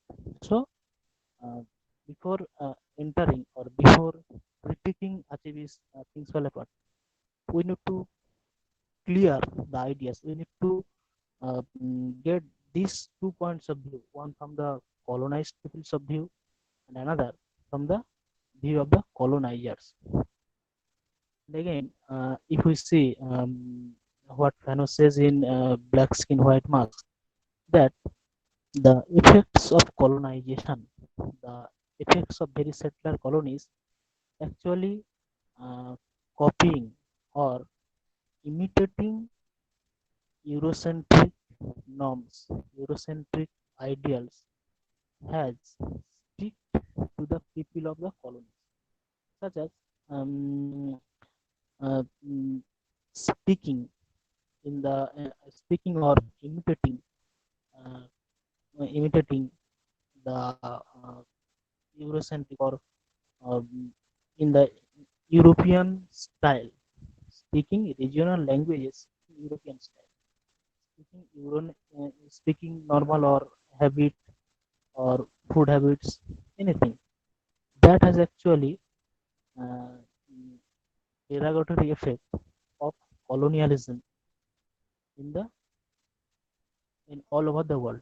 So, Achevi says Africa has a rich cultural heritage.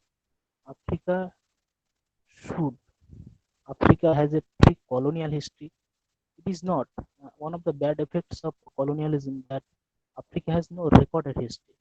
In all over the world, um, the colonizers, such as in India, the British, yeah, they damaged so many things. They actually colonized because they were powerful.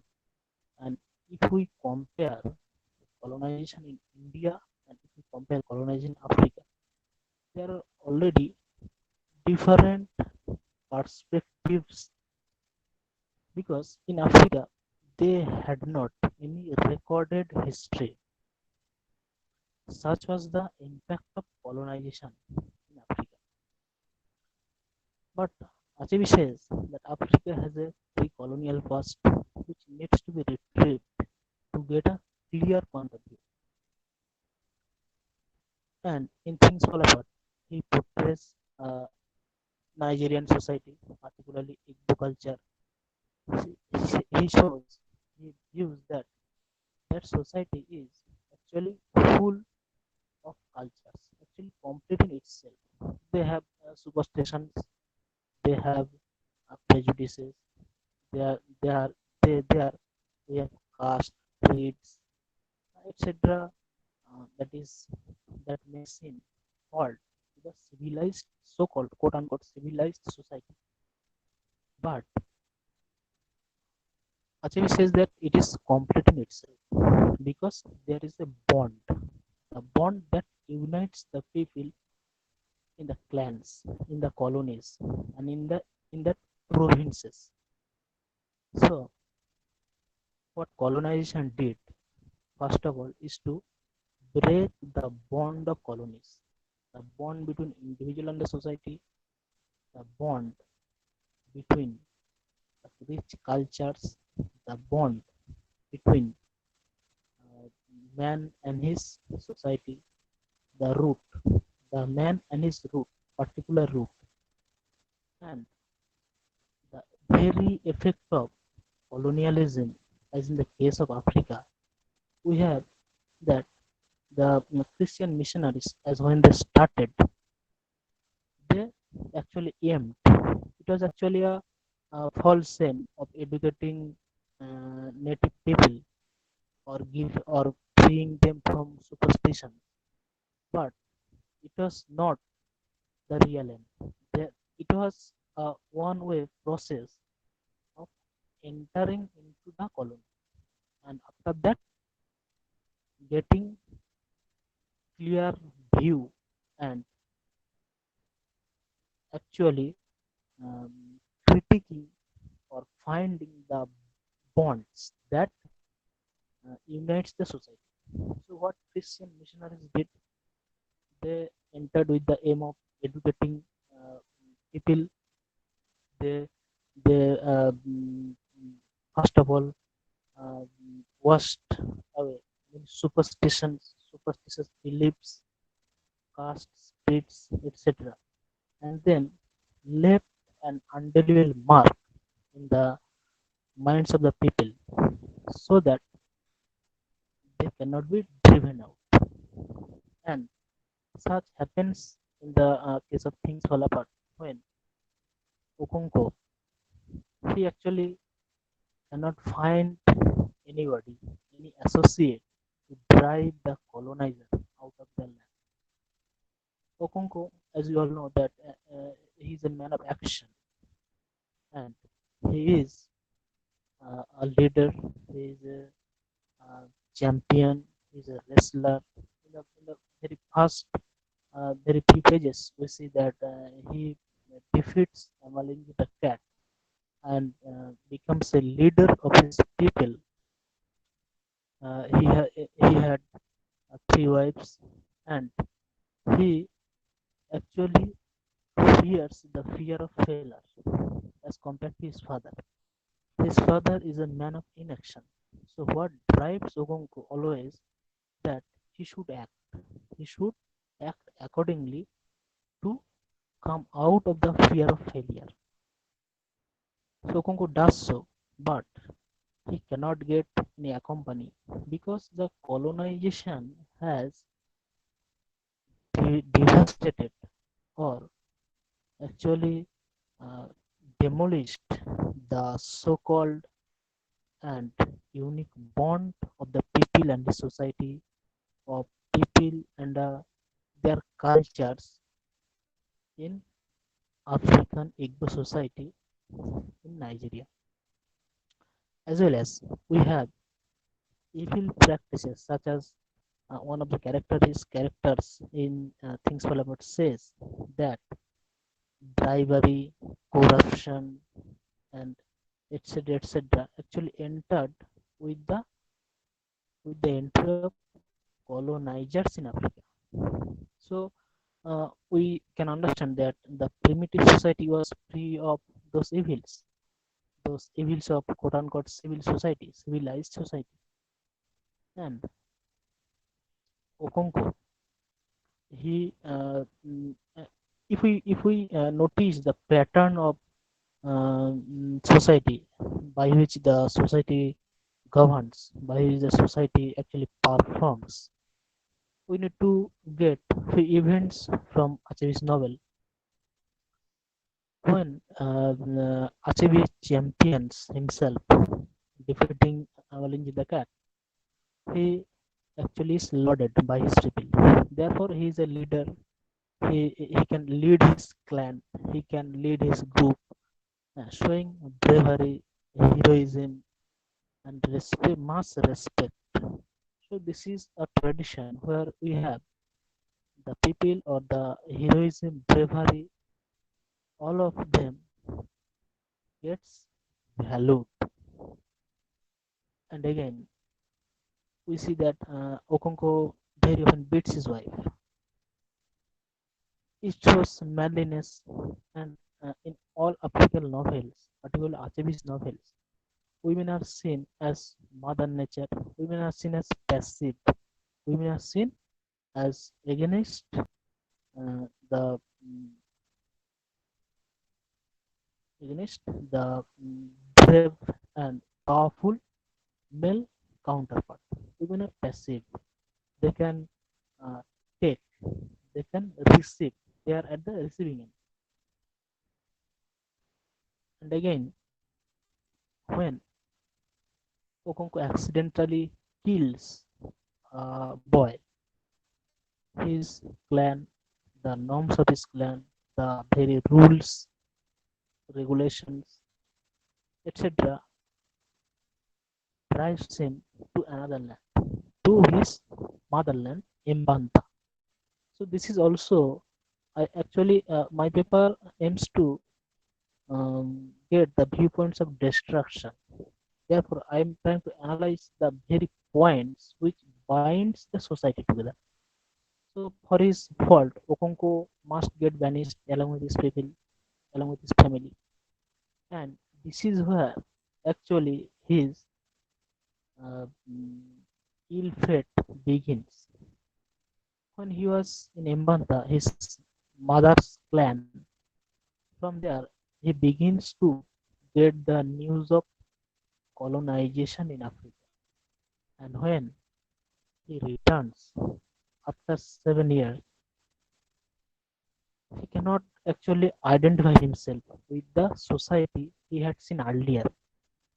Time for him has stopped. He can not relate himself. He wants to be a leader again. He wants to actually occupy those earlier honors. He actually wants to get all those positions back. But this is not possible because a gamut of changes have happened in this society with the arrival of colonizers. So when Okonko gets beaten for his uh, mm, act, his very first action is that we should banish the colonizers. He's a man of action, so he cannot tolerate with the action on the part of the colonizers.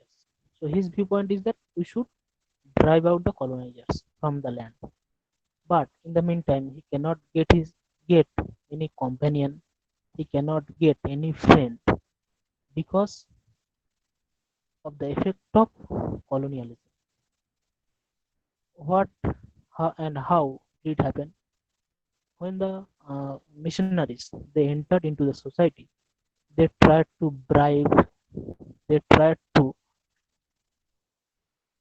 mm, drive out some superstitions, creeds, caste, small beliefs, which was actually the uh, evil points of that society. So many people got attracted. There was the division. So divide and rule. Some people thought that actually colonizers they are very bad people. They should be banished out from this land. But some people also supported that because they could not apprehend the idea and point of the colonizers. So that's why when Okonko beats his wife and when Okonko at the end of the novel finally kills an African because of his rage. That African was employed by the British government. So Okonko kills him in rage. And finally, if we analyze the ending of the novel, Okonko becomes very much lonely. He can understand the patterns of change. He can understand everything, but he wonders why the people are not collectively protesting. A character in the novel says that their gods are weeping, everybody is weeping. And so the whole culture, the whole condition of the society is at dismay. But nobody is there to protest. Nobody is there to come forward. Nobody is there to come and protest against the colonizers. Such is the policy of the colonizers that the colonized people they cannot create an unity which was in their society, but now it is absent. That's why the title of the novel, Things Fall Apart, is significant. Things actually suggests everything that unites or signifies culture. Culture, it culture actually is a very loaded term. it comprises of everything: beliefs, caste system, good habit, bad habits, everything. So in Achebe's point of view, that things are falling apart because it is not in order. The colonizers, they have broken the very sides of pattern. The society is now patternless. The society cannot follow a particular order. The society is now devoid of any pattern. And finally, when Okonko commits suicide, we find that the very perception of society changes, because at the beginning of the novel, Okonko was worshipped, he was a leader, he was valued as a brave man. But when he commits suicide, this very act of committing suicide is seen as a sin against the mother nature. The people say that he has actually polluted the land, desecrated the land. That's why they cannot touch him. They will not touch him. They will not actually bury him. So what Okonko perceives and actually perceived of taking this ultimate action, he was alone, not only in physical sense of the term, he was mentally alone, seeing those tradition of changes. He did not find anybody. He was alone in his mind, and finally that's why he chose the ultimate. And there is also irony in the final part of the novel, where the British commissioner who comes to view Okunko's body says that he would write something for that man, that he can get merely a paragraph for his heroism. So see now the dichotomy. What Achebe aims to say: the man who was brave, the man who was a leader, the man who was uh, hero worshipped in his society, for from a point of view, now would actually get a mere paragraph from the colonizers' point of view. So there is a change. The colonizers, they actually, the settler colonies, the colonizers, they should not value the local culture. They are devaluing the local culture. So when we uh, actually analyze the title, things fall apart. Things actually shows the patterns are falling. The patterns are devoid. The patterns are not following a typical order, because the process of colonization has actually broken the very systematic order. That's why people are divided.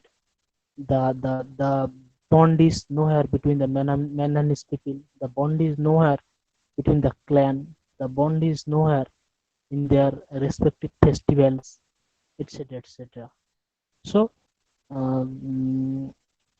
Achebi shows that humanity, from Okonko's point of view, he is a tragic hero.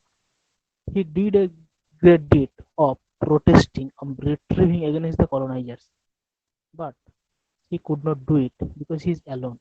That is where we see that he is a failed hero, quote unquote. He is a tragic hero, because here, though he acted singularly, he could not satisfy, or he could not get what he wanted. Thank you for tolerating me. I would not share so much. I would like to end my paper here. Thank you for listening this. Thank you so much for your presentation. As you very well point out, one of the best things about Things Fall Apart is Achebe's incredible case about the richness and the incredible culture that is already embedded in Africa, how it's being kind of eroded by the colonial epistemological violences exerted on the colonized bodies and colonized history. I have two questions for you. One is, Achebe, his novel has become this emblem of post-colonial. I mean, if there's any kind of a canon, Achebe's Things Fall Apart is the canonistic post-colonial, emblematic of those kinds of things that are very important in post-colonial studies. On the other hand, Achebe specifically talks about the pre-colonial order and the pre-colonial life. So how do you reconcile the representation of pre-colonial tribal life with the post-colonial identity that he very much advocates for? Yeah, that is a very good question. Actually, if we read Achebe's essay, An Image of Racism, and Achebe's writing, so Achebe actually formulates the pattern, how things are falling apart. Achebe actually shows that this is your question should be analyzed from Achebe's Things Fall Apart to Achebe's later novels also. The Things Fall Apart actually shows the beginning of colonization. In his later novels such as Arrow of God, No Longer At Ease, and Things of the Savannah, A Man of the People, he actually broadens this idea. The colonial past actually is a rich cultural heritage. He says again and again then Europe cannot define Africa's history. Africa itself has a pattern. Africa, because it may not be written. History has been seen from the colonizers' point of view when they arrived in Africa. But before that, they had a rich tradition. It's the oral tradition, and also this is not written, may not be written, but they also continue to impart quality in that culture. That culture, that is unity, that binds them together everywhere.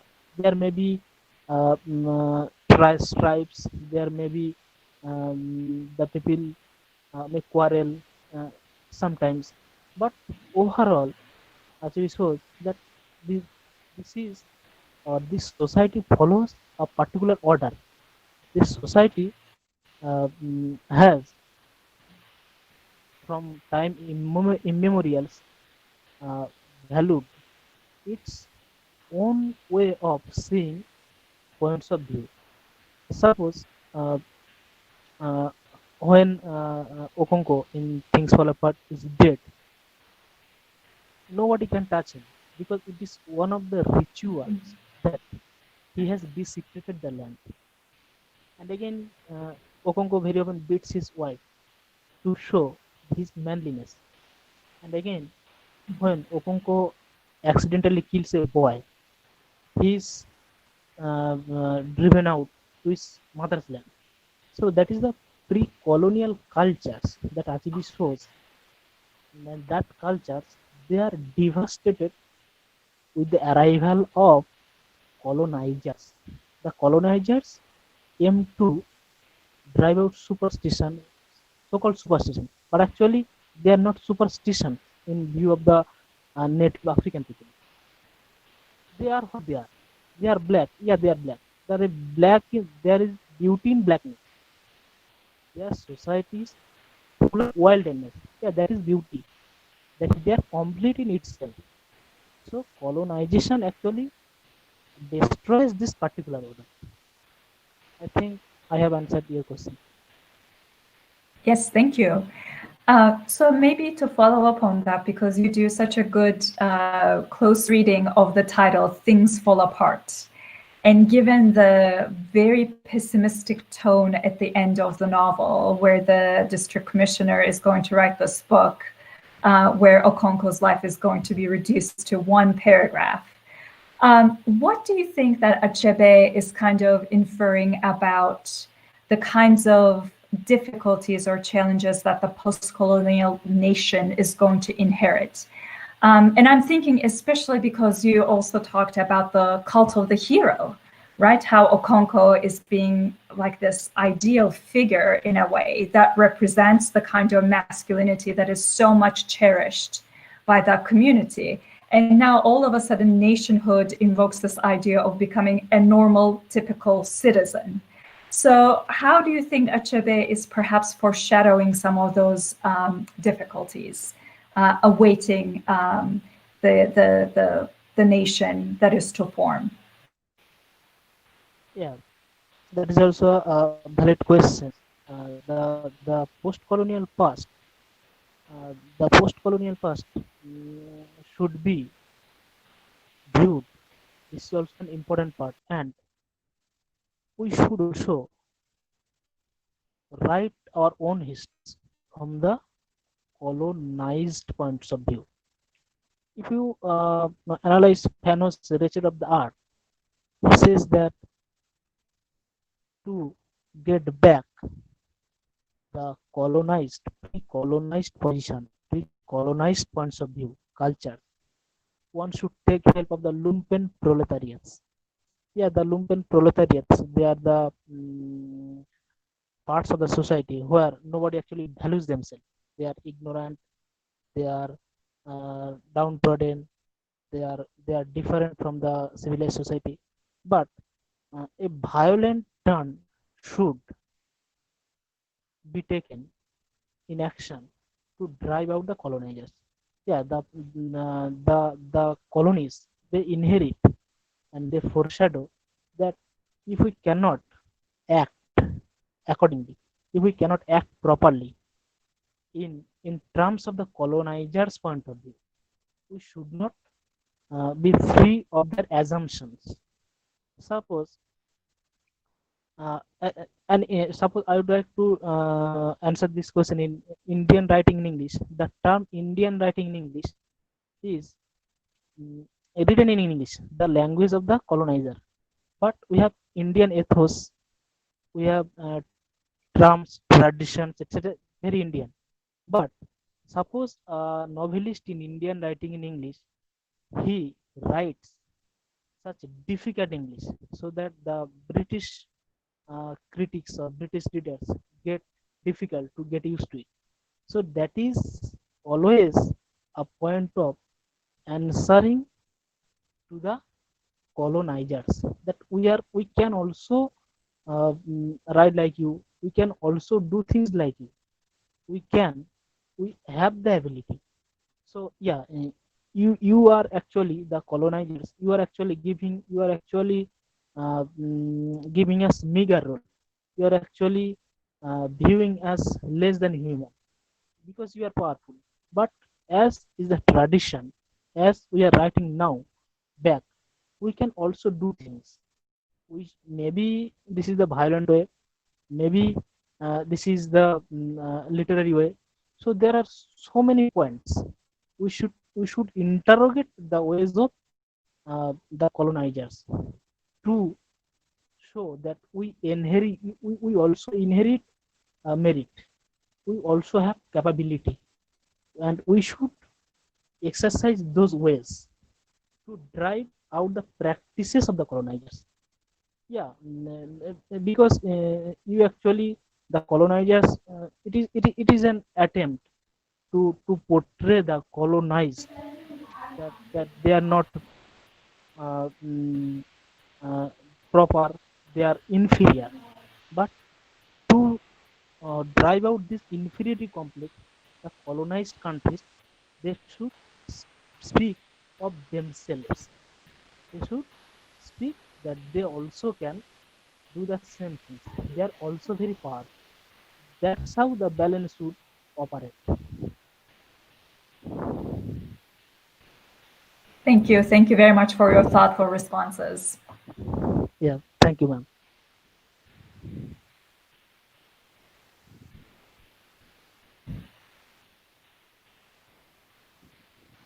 Dr. Sarkar, you're muted. Yes. And the last paper is expected to be read by me, but we are running out of time. So I am reading my paper, but not in full. Actually, the meeting was expected to end around 8:30, but it's already 8:40. So I am trying to minimize my paper to some extent. Okay. And the title of my paper is The Presentation of Women Through Marginal Lens, a critical study of Rohinton Mistri's A Fine Balance. The role of women in our society has always been questioned, and they were not given equal fundamental rights. This scenario of women marginalization will become clear if we look back, starting from Sita, Draupadi to present time. We have seen various sacrifices that women are expected to do. Actually, they are somehow regarded unholy, mild, weak, submissive, emotional, frightened, and unadventurous. These terms have become an ideological concept that existed through all the ages, colors, caste, religion. This concept of women gave rise to patriarchal society when men are considered superior, strong, powerful, and capable of taking decisions. Naturally, women have become a victim at the hands of this patriarchal dominance in the society. This discrimination leads to terrible crimes against women, and through this process, they lost the rights of equality and even their identity. If we look from the past to present time, we find various instances of marginalization of women in terms of violence, torture, child abuse, physical and psychological oppression. This kind of marginalization of women in patriarchal system affects the lives of millions of women across the world. Domestic abuse, rape, child marriage, discrimination, denying their rights in each and every spheres of life. These are various forms of marginalization. Even in the 21st century, it can be found that women are denied their empowered identity and they suffer from gender inequality and discrimination in every sphere of their lives. This led to become marginalized. They are still considered as weaker sex, fairer sex, getting entangled in embarrassing situations. Throughout their lives, this throughout their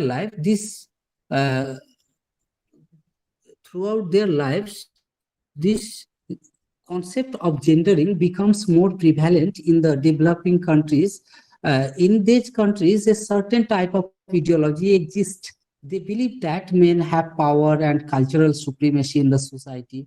To quote Virginia Woolf, men have treated women as inferiors for many years. It is the men who define everything in the society. This was quote taken from a room of one's own. Naturally, we find women are marginalized through cultural institutions, social customs, and religious rituals.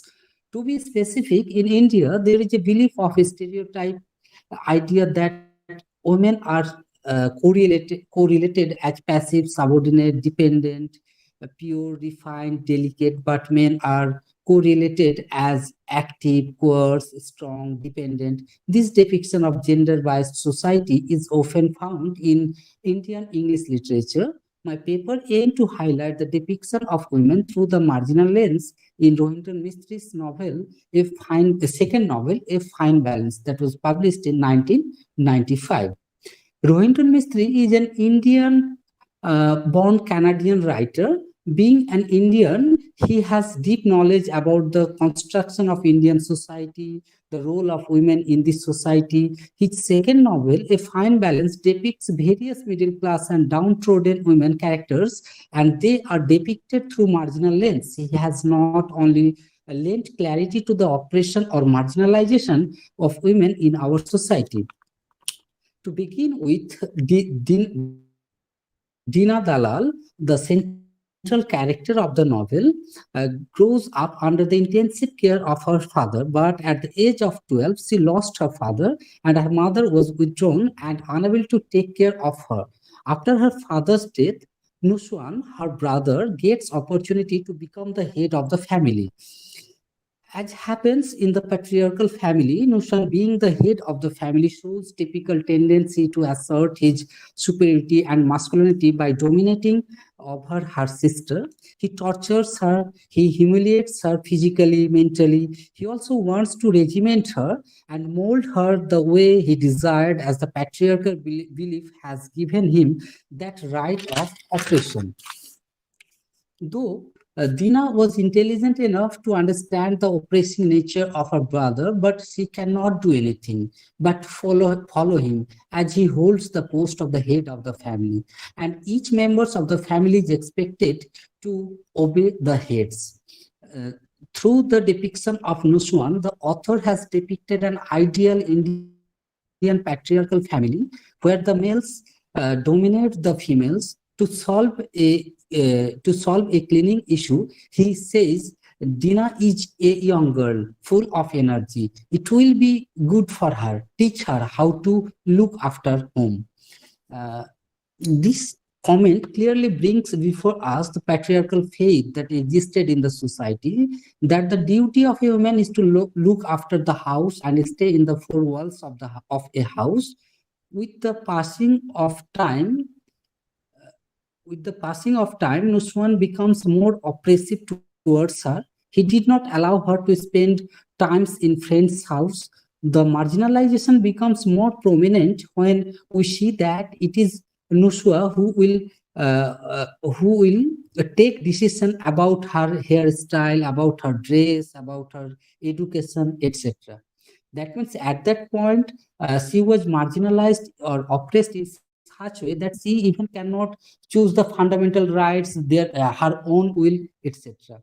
Everything should be controlled by her brother.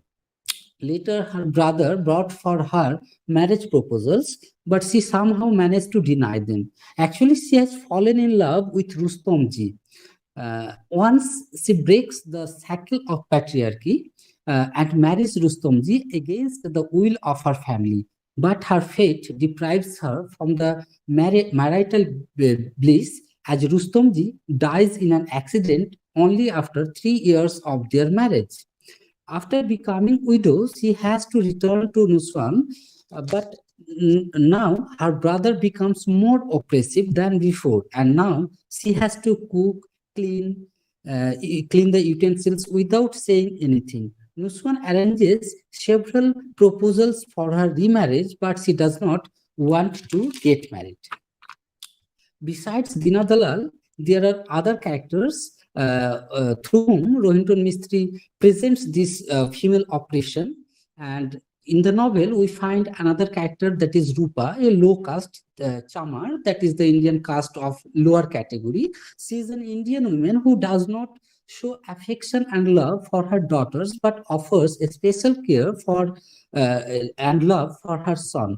A few days ago, a report published in a newspaper that in almost 130 neighborhood villages, no girl was given birth.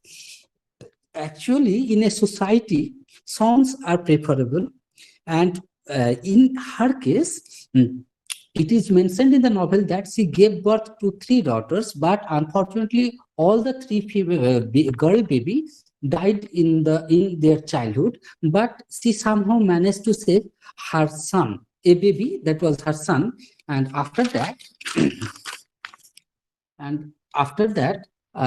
the question arises how the 3 daughters died. It is not clearly mentioned in the novel. So the question arises: the gender becomes the reason for these deaths. In our society, birth of a boy baby is a reason of celebration by distributing sweets among neighbors and relatives. But this custom is not found if the baby happens to be a girl child. As it is described in the novel, that when Om Prakash was born, they distributed sweets. But after Om Prakash, 2 girl child, namely Leela and Rekha, were born. They did not distribute the sweets among their neighbors. Marriage, which happens to be a heavenly bond, in the novel we find that it has become a business deal. The bride side has to pay dowry. Gender discrimination and marginalization is further highlighted through the depiction of Om and his two sisters, Leela and Rekha. Om Prakash, as a male child, is sent to learn tailoring while his sisters were confined to home. They were not given freedom to learn anything or to try to earn their livelihood. Actually, by doing so, they are creating the background from where a girl or a woman are compelled to become dependent to others. Actually, they were not given the opportunity, given the freedom to choose their life, to choose their hobby, to choose their education. Actually, in each and every spheres of their life, they are controlled. Before marriage, their lives are controlled by parents, and after marriage, her life falls at the hand of her husband. So this was the depiction of Rohingya, the women through the marginal lens that we found in the novel, A Fine Balance. So with this, I briefly conclude my paper. And now it's to you. If you have any question, please ask me.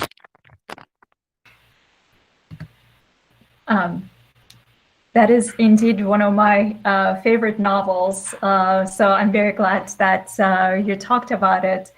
But you know, you and I have been in some forums together, and as you know, I'm also very much interested in feminism and the representation of women. So my question to you would be about the larger scope of the field. Do you think Western feminism can provide a way to talk about different forms of feminism emerging from different locales around the globe? Or do you think that there's always bound to be some tension between what we believe to be the Eurocentric universalizing forms that are, you know, pioneered by Western feminism versus more local understandings of feminism? No, actually, the trend of feminism is more or less like depending on others. Suppose the first wave of feminism somehow influenced the second wave somehow influenced the third wave. Similarly, the Western feminism somehow influenced the post-colonial feminism or the feminist thinking that we found in India or in South Asian country. So they are not against them, but they are also following them. Actually, they are the forefathers, and we are just trying to bring this to light that no, we should also give girl to freedom. We should also fight for their rights. We should also provide the proper background, proper education, proper learning, everything. So it cannot be said that they don't bear any connection, but actually there is a hidden connection between them, and obviously they serve more or less like forefathers, and we are just following them. We are just constructing depending upon our nation, our ideology, actually we are developing nation, and developing nation always tries to follow the developed nation. So this is the connection between the two types of feminism.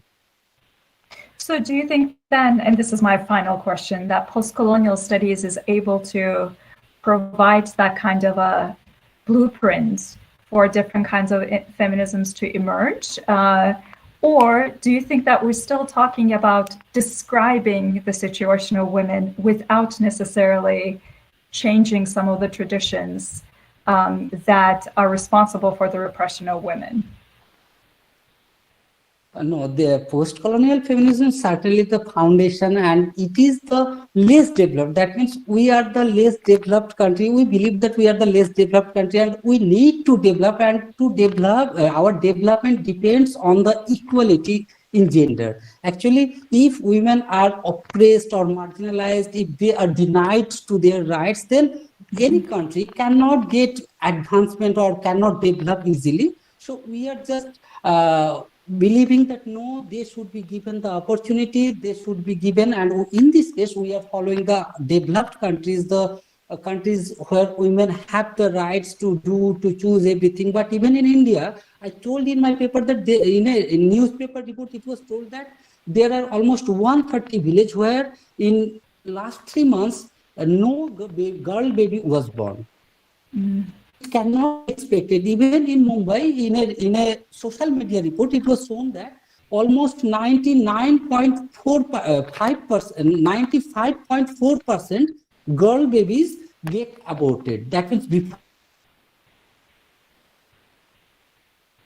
economical capital of India, they are developed, so they have the advantages to check whether this is a boy baby or this is a girl baby. So they are also doing injustice. So this is the foundational that we need to believe that no, girls can do it, and we have to. If we give them equal chance, equal opportunity, then certainly we will be counted as one of the developed nation, not as a developing nation.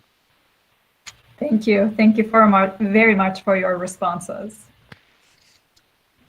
Okay. So with this, I would like to request Prabir Kumar Dotto, the coordinator of IQAC of our college, to deliver the valedictory speech of this two-day international webinar entitled The Empire and After Trends, Issues and Perspectives.